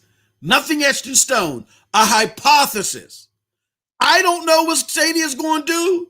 You don't know what Stadia is going to do. Hell, tomorrow, this could all been just smoke and mirrors because Xbox is going to buy Stadia or Google's going to buy Xbox. Who knows what's going on? I have no idea. But I'm just saying, Stadia community, I am one that wakes up every day and I love having intelligent discussions rooted in facts and everybody getting an opportunity to speak their piece at the table. It's not about, hey, look, I got these feelings. I got this caveated information. I'm right. No, it's about everybody. If you want to have a discussion, you be open to listen to hear what everybody got to say, because that might inform you, or more importantly, inform those of you on the other end of this microphone. You know what I'm saying? The people that we're supposed to be working for. I feel like I'm working for you. Not just sitting here on the microphone just trying to feel popular. I feel like I'm trying to provide a service to you. And the best way for me to do that is to listen to people who don't agree with me. To write down notes, research what they're saying, play devil's advocate, bring people on that don't agree with me and let them speak their piece and not shoot them down. And also, when need be, if I see things being shot down, to help foster the conversation, like, well, how do you know? Because XYZ, boom, boom, boom, boom, boom. So it's a great article. It's a great read.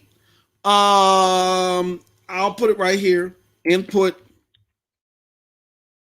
state share article.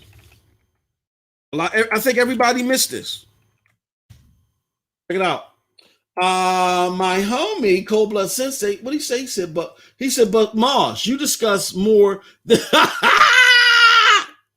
a Cold Blood. You know I don't like you, right? I don't like you for that one. I don't appreciate that one, Bucko. That was, hey, look, man, we've been rocking since, me being day one doing this content. You hellified disrespectful for that one. I don't appreciate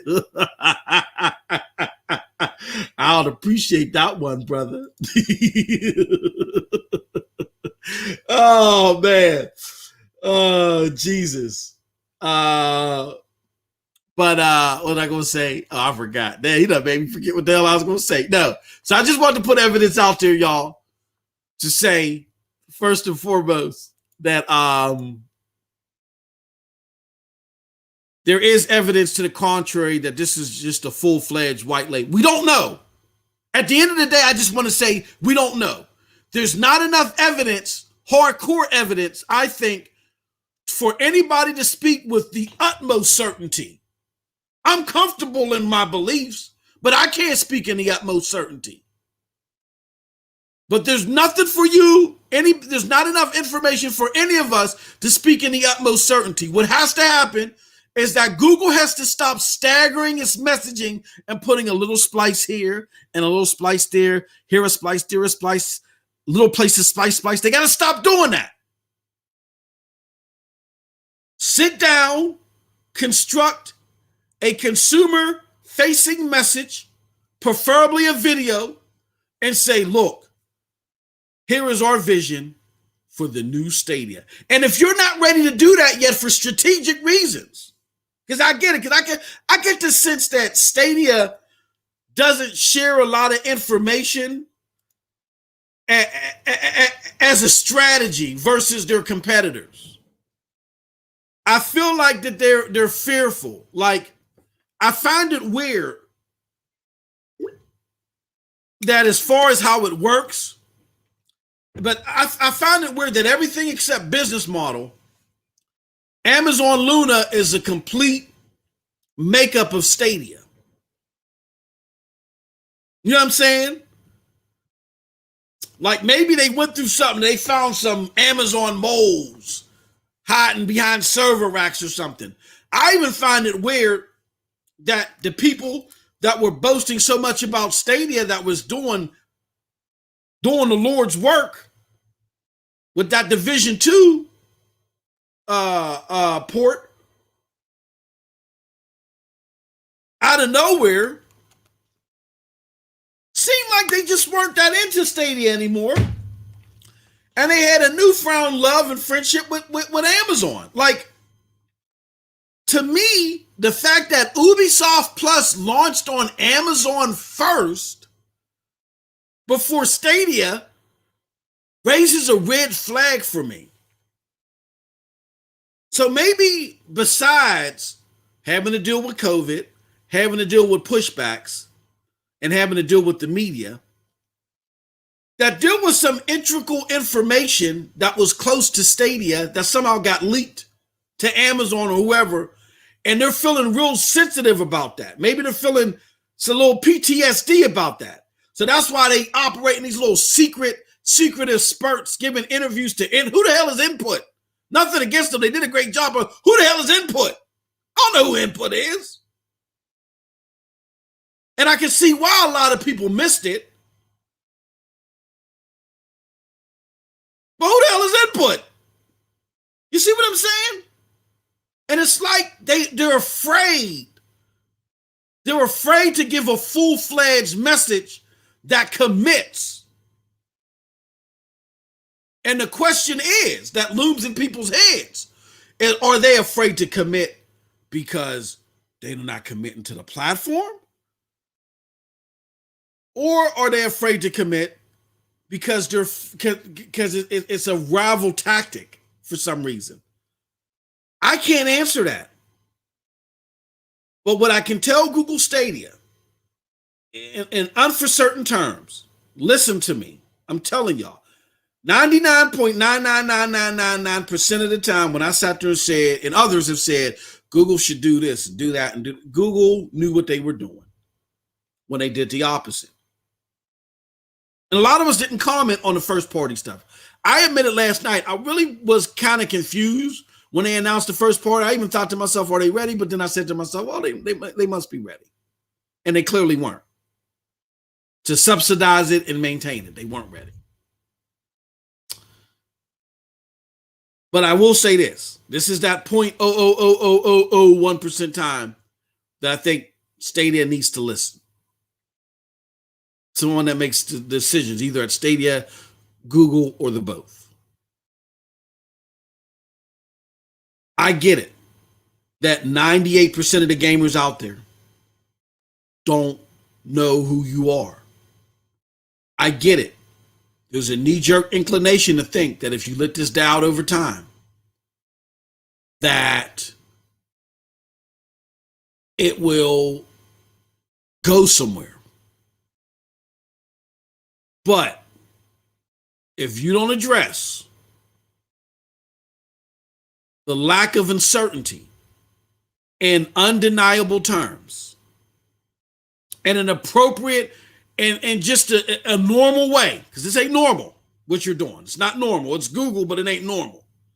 If you don't address it in a normal way, even though all it takes for you to get saturation is someone just merged their Google account, that person, you may get one game out of them, you may get 2 games out of them. But at some point in time, they're going to do research. And if the solidification of your future still is in limbo, they're going to look you up and they're going to find that 99% of the stuff that people are saying is just a matter of time before it's dead. They're going to go to the community who said, you know what? We had faith in this, but now we don't know. They refuse to say something in concrete terms. And that new person is going to say, oh, no, I'm not buying nothing else here. I'm done. Whoa. It's a damn shame because that platform is dope, but I'm not wasting my money on something they're going to pull the plug from it on there. You have to speak in undeniable, convincing terms. I'm telling you, Google, if you don't get ahead of this messaging, the only other way, I'm gonna put this out there too. Now, this is far out there. I'll admit that myself. The only other way that you could remedy the perception without having to follow up your message from Monday, the lackluster message from Monday, is if y'all just go out there and if y'all bought Ubisoft or something. Today, we would like to announce that Google has bought Ubisoft. That would shut everybody the hell up. Or something, you know what I'm saying? We done bought 4A Games, a major studio. Then that would shut us off, you know what I'm saying? But unless you got something in the bag like that, you're going to have to get in front of the messaging. Because if you did something like that, that would then show us that, hey, y'all just saw that the one-party investment was a bottleneck financially, and that you have, a different way. You've converted to a different way to meet your goals. But you only get that if you do something brash and bold like that. That speaks for you. But anything other than that, I don't see it, Jack. None of us sees it. And again, that new person might be like, oh, I ain't never heard of this thing. This looks dope. Oh, okay, I'll buy it. They might do a little bit of research, might not come across anything at first, which would be rare, but they'll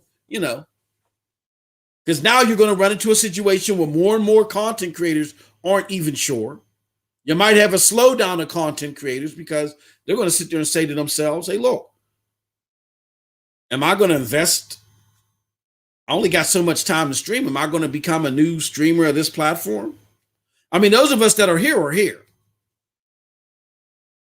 But the new people, the new talent, they might say, you know what, I don't know. I mean, if this thing ain't got legs to it, why waste my time? I got to have something that is reliable. You see what I'm saying, Google? That all of that goes against your grassroots marketing. Every now and again, the grass can't grow on its own. If it got hit with a meteorite, you're going to have to go out there and dig up the dirt and relay the grass. And I'm sorry, Google, this is an extreme level event. The grass just got hit with a meteorite. You got to go dig it back up and re-sow the seeds. So, we get it. You used the precedent with the OG Xbox. Again, they had its most success with second party. That's what made it a competitor, not its first party. We get it. Not even PlayStation at first had a whole bunch of successful studios. That didn't come until the PlayStation 3 era. And also to add more, to the realm of, there's a likelihood that it's going to be a rebranding, that the retail version that they're looking for a long-term systemic way towards that is my homie Jim's APK breakdown. It talks a little bit more, not a whole bunch, but a little bit more about Project Hellstorm. The Hellstorm is coming, or whatever it was that it is. You got a lot out there. You got a lot of tasty tidbits scattered all over the place that signifies that you are long-term invested in the retail version of Stadia. Just gather it up and put it in a nice package. That's all we're asking for. Otherwise, you're not going to be successful in a rebranding, period. You got to have that confidence intact. You have to. There's no other way around it, and I'm sorry. The grassroots, getting us together, we don't work at Google is not going to do it.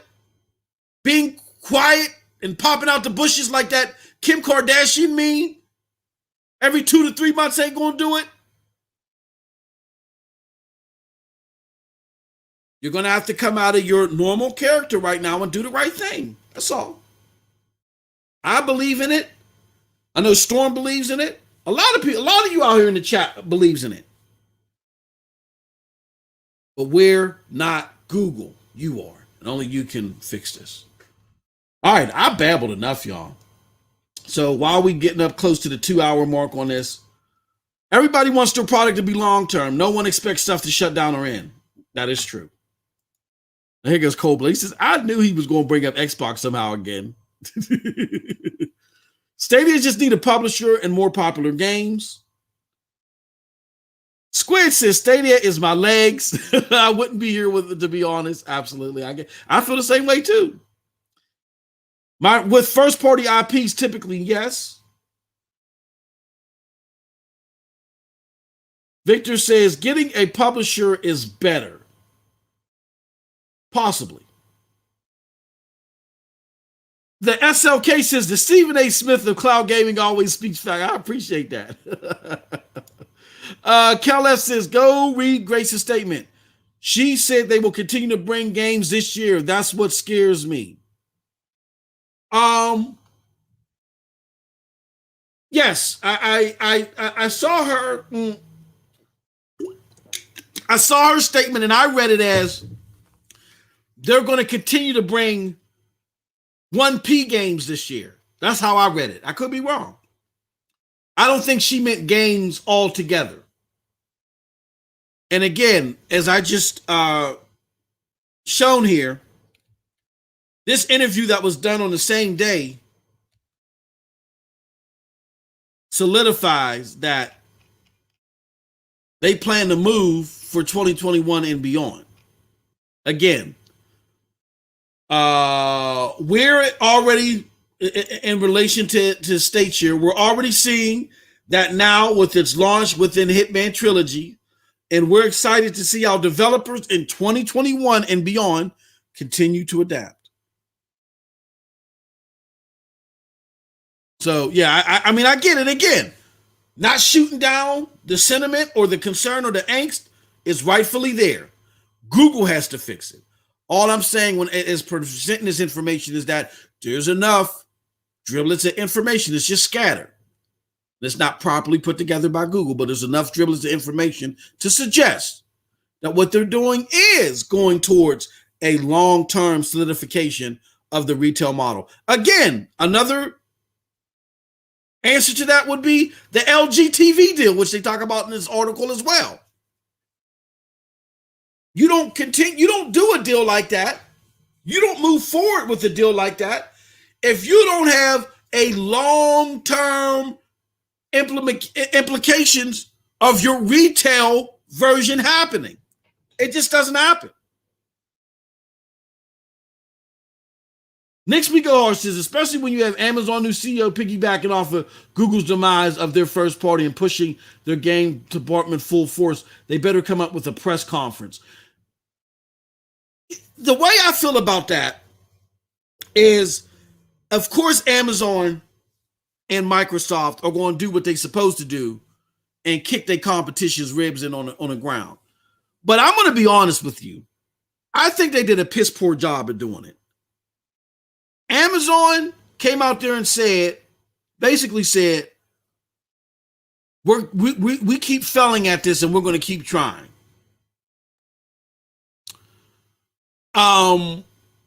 Xbox just said we got more touch controls. Now, I know a lot of people were getting super excited that Amazon said what they said and was clapping like baby seals. Here's my problem. I don't give Amazon any points for that, except for on a marketing basis, because that's what you're supposed to do. But as a gamer, I don't give them no points. Here's why. You've already did a reboot. You did a reboot before your games even that you decided to release, and you fired 200 people. Like in 2019, I think, or 2018, you've already did a reboot. Now you're going through a second reboot and you're saying, well, we just keep trying. No, I can't. I don't want to just play a game. I'm not comfortable in knowing that you're just making games. I want to know that you're serious about the development of great games.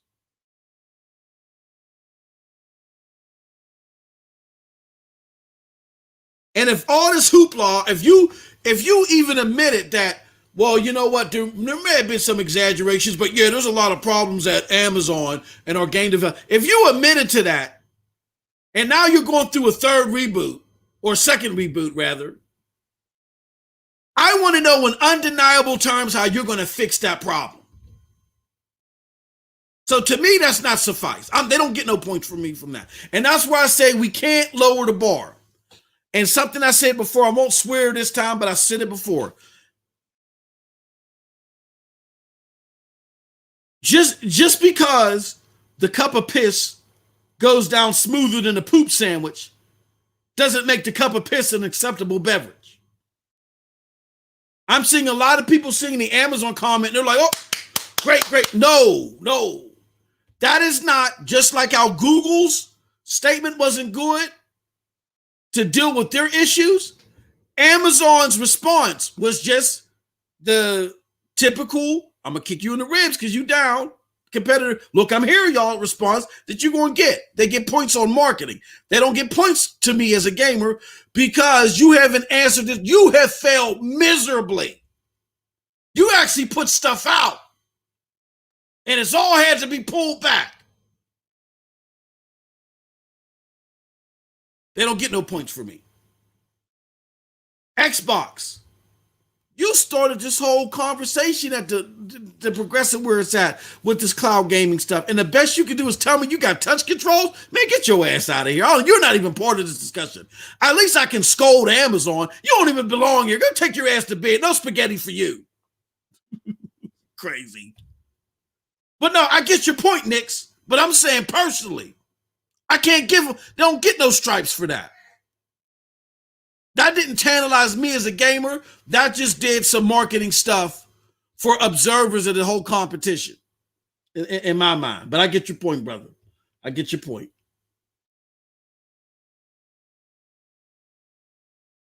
Let me see here. Who else we got here? We got some, man. This chat is bumping. Chat is bumping.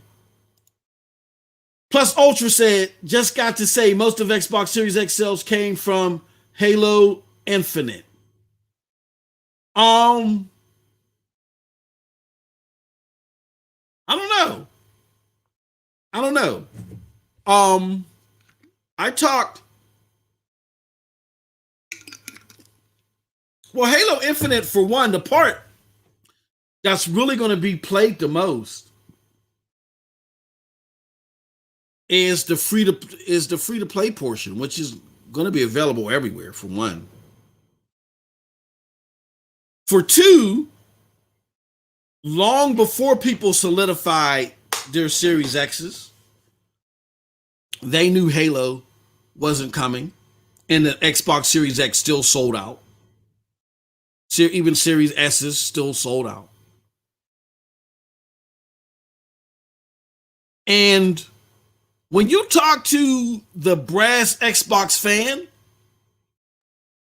even though Halo got pushed back till the end of this year, even though the console for the first time ever was not launching with any substantial next-gen titles, if any. I don't think it launched with anything. Maybe the Falconer. Is that a next-gen title or a backwards compatible title? And when I say that, I mean exclusives. I know Assassin's Creed was the next gen, but it had no next-gen exclusive. When you question Xbox aficionados about that and say, why did you still keep your reservation? They don't mention Halo. They ain't mentioned it to me. They said because the Xbox is going to be an investment, and in a couple of years they going to get games. And I said, well, why not just keep your old platform and play these games there, because they're coming there? Well, no, it's worth the investment for when the games do come years down the road. They're not even thinking about Halo. I'm going to be honest with you. Halo is a sore spot for a lot of Xbox people because they were so embarrassed over it. So from what I'm seeing, I get your point. But from what I'm seeing, no, most of the Xbox Series X sales just came from hardcore Xbox people that just wanted to have the console. There's people, again, and y'all gotta excuse my French, but I gotta keep it real with you. There are some people that are so big fans of a platform, and that's Xbox, PlayStation, Nintendo, whoever, that the executive can take a stick, wrap it in poo-poo, take a broken HDMI port and stick it on the side and say, here goes the PlayStation 6 or the Xbox Series X2. And they be clapping for joy taking it home trying to plug the HDMI cord in.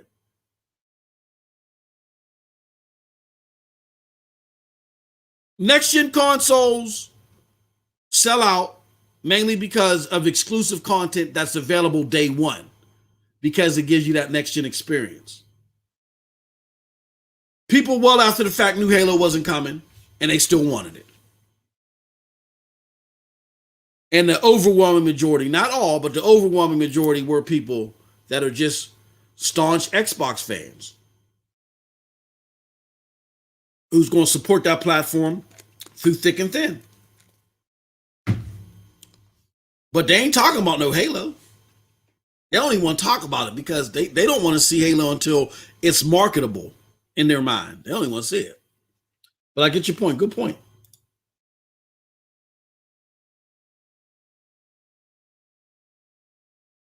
Maker of Chaos 12 says, I have a Series X as well. Definitely looking forward to more games coming in Game Pass. I'm playing Cyber Shadow at the moment. Game made by makers of Shovel Knight.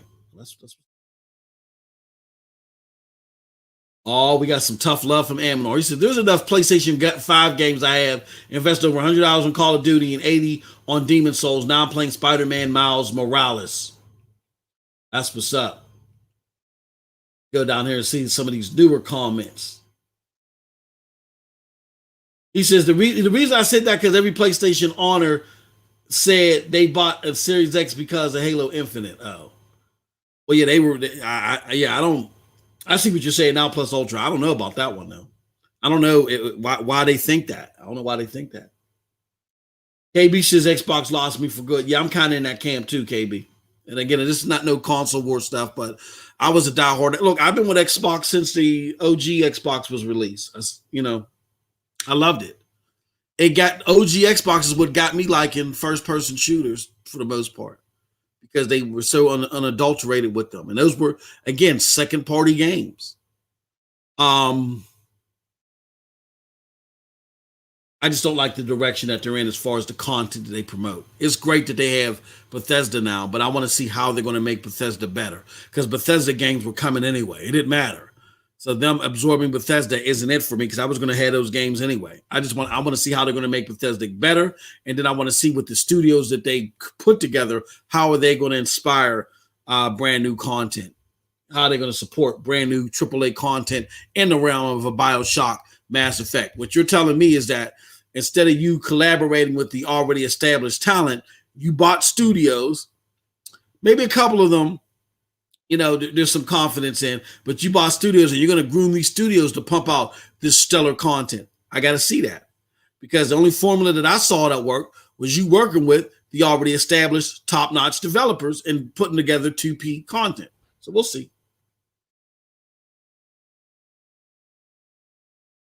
These have a lifespan of 5+ years before they have to move to the next one. Xbox getting exclusive eventually is sad. Jonathan DeVilla in the house. What's going on, my good friend? And Charles Aran says, I think we'll close out with this one. Charles Aran, there is a company that Google should partner with that could still give cloud native. Look up Improbable. Yeah, on YouTube. That's a great shout. Hold on, we got the homie Happy Cloud Gaming. He says, Stadia Dosage. I will relax and see what will happen the next weeks and months. One thing I will say is I will play in the cloud. Absolutely. I'm the same way. Regardless of how this shakes out, I'm confident it's shaking out with Stadia still in the realm. I laid my case down. Whether you're buying that food or not, that's totally up to you, and I completely understand it because all I can do is represent the case. I can't even say that I'm the lawyer. I'm not even on the books. I'm somebody on Fox News or MSNBC just speaking my opinion. Stadia, Google has to do that. But regardless of how this shakes out, I am fully embedded in cloud gaming. Stadia for me provides so much of a better experience for my user case. I'm not somebody that wants to play every single game. I've been gaming for 30, 35 plus years. I know what I like. And I like being able, Stadia has spoiled me. It has the games that I like, Ubisoft games and of the biggest single player action games that have come out in 2020 and beyond. Games like Borderlands 3 and whatever, you know what I'm saying? And no matter where I go, when I play Stadia, I get great fidelity, great performance 99% of the time. My problem with the other platforms is, for instance, GFN. I don't get it. It's hit or miss. GFN is great with some games. They're fantastic, like Roko and Destiny 2. Other games, it's hit or miss, like Remnant. Remnant plays like doo-doo soup on there. That's one of my favorite games. So knowing that things are that volatile with the platform, I just don't feel comfortable going there and playing games there over on Stadia. Because I don't know, it's from game to game. I don't know what time. Again, and not to say that every single game plays like Division 2 on Stadia, but at least with Stadia, the guardrails are tighter than they are with GFN. It's too volatile over there for performance for me.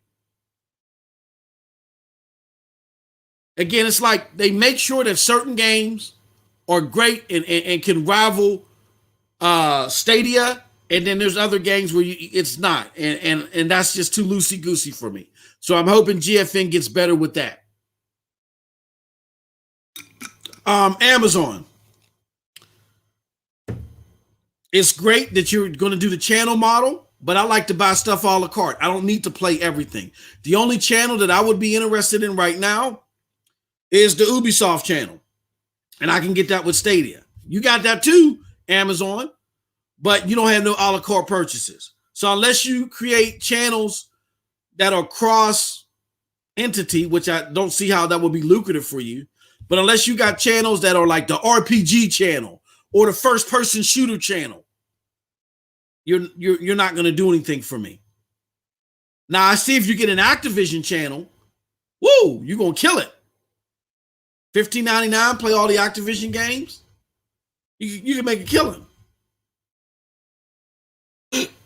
Possibly, because some people, no, they would make a killing. But where are the channels? And I get where you're in a beta, but see, beta is being misused nowadays. The term beta only means that our product is not at its apex. So it might glitch out, might shut off, might boot out, might run into a little more bugs than we would typically like in the final retail version. That's what beta means. Or that's the, I don't want to say means like that's the textbook definition. That's the standard for a beta. Now the standard for a beta is they try to make it any and everything. We ain't going to tell you nothing. You ain't going to know. It's only accessible to 5 people. They try to make the terms for beta, the standards for beta, whatever they want it to be.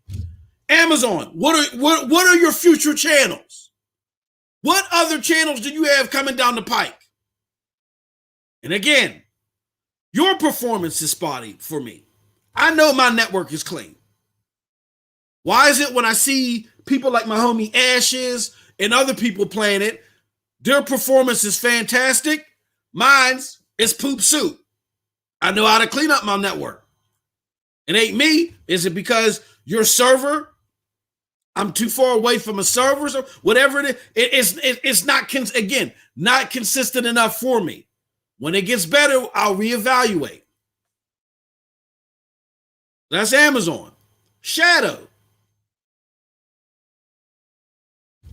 just need to stop pricing themselves out of the damn conversation. When they do that, I ain't got nothing else to say about Shadow. If you got Shadow and you use it, it's great, but it's too damn high. The rent's too damn high. It's not. You can't even get in the conversation. Xcloud. Come on. You ushered in this conversation, baby. You're the one that started it, baby. And you're dead last in performance. I think that's totally unacceptable. You're not in the discussion either.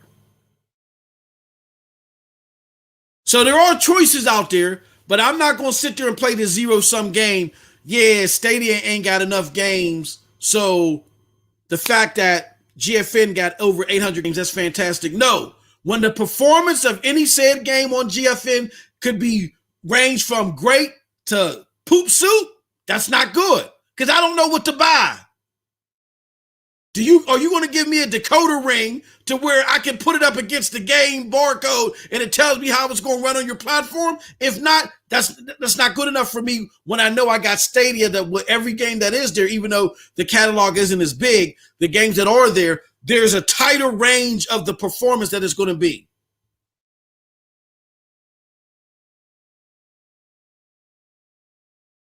Amazon, they're abusing the term beta. There's not enough information out. They're abusing the term beta because they saw that Stadia got his ass handed to them when they made some early commitments. Now they don't want to tell you nothing. Check your mailbox. That's all I want to tell you. Check your mailbox. Check your mailbox. Check your mailbox. There's nothing there.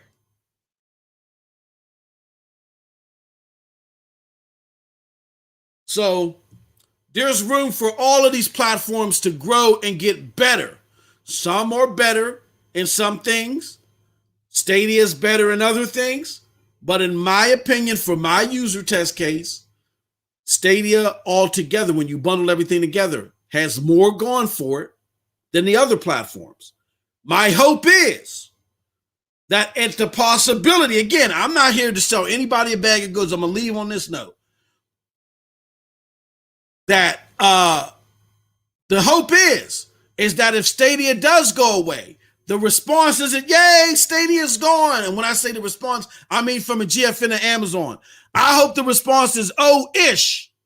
Now we got to step our game up because them people are going to come to us. And if our performance ain't closer to what Stadia is, they're going to leave and just go get a console. And then we're SOL. See? Y'all didn't think about that. Y'all just assume that the majority of cloud gamers would just go and just petition to GFN or Amazon. No. Stadia has spoiled most of us. And if we go to Amazon and GFN before they're ready, we're not going back. We're leaving. We're invested in $500 in these consoles, and the rest is history. Period. Some serious food for thought. But then I thank you, everybody, for your comments. I appreciate and love all of y'all with that. And I like that. Nick's, I like that. Those channels better come with crossplay. I like that. Yeah. And Stadia needs to, and they gave indications in their scattered comments that they're going to do that as well. So hopefully they do take that up. With that said, Amanor, you know you lie. You ain't got to lie. You know you lie. I don't want to say, you told me last week that your financial advisor told you that for them stocks to go up, you need Stadia to go, right? Stop lying. Stop lying. No, I'm just joking. Shout out to my homie Amanor.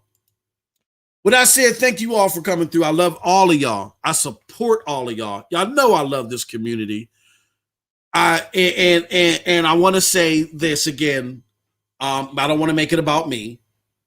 Because let's let the content creators in solidarity stand together and say, hey, look, we appreciate you, community, and we're going to work with you on that. I salute them for that unified message. But as you can tell in this stream, first and foremost, I'm an advocate. Stadia has to get in front of that reassurance before I do. And with that said, thank you guys so much. Love you all. Have a wonderful, wonderful gaming day. Peace.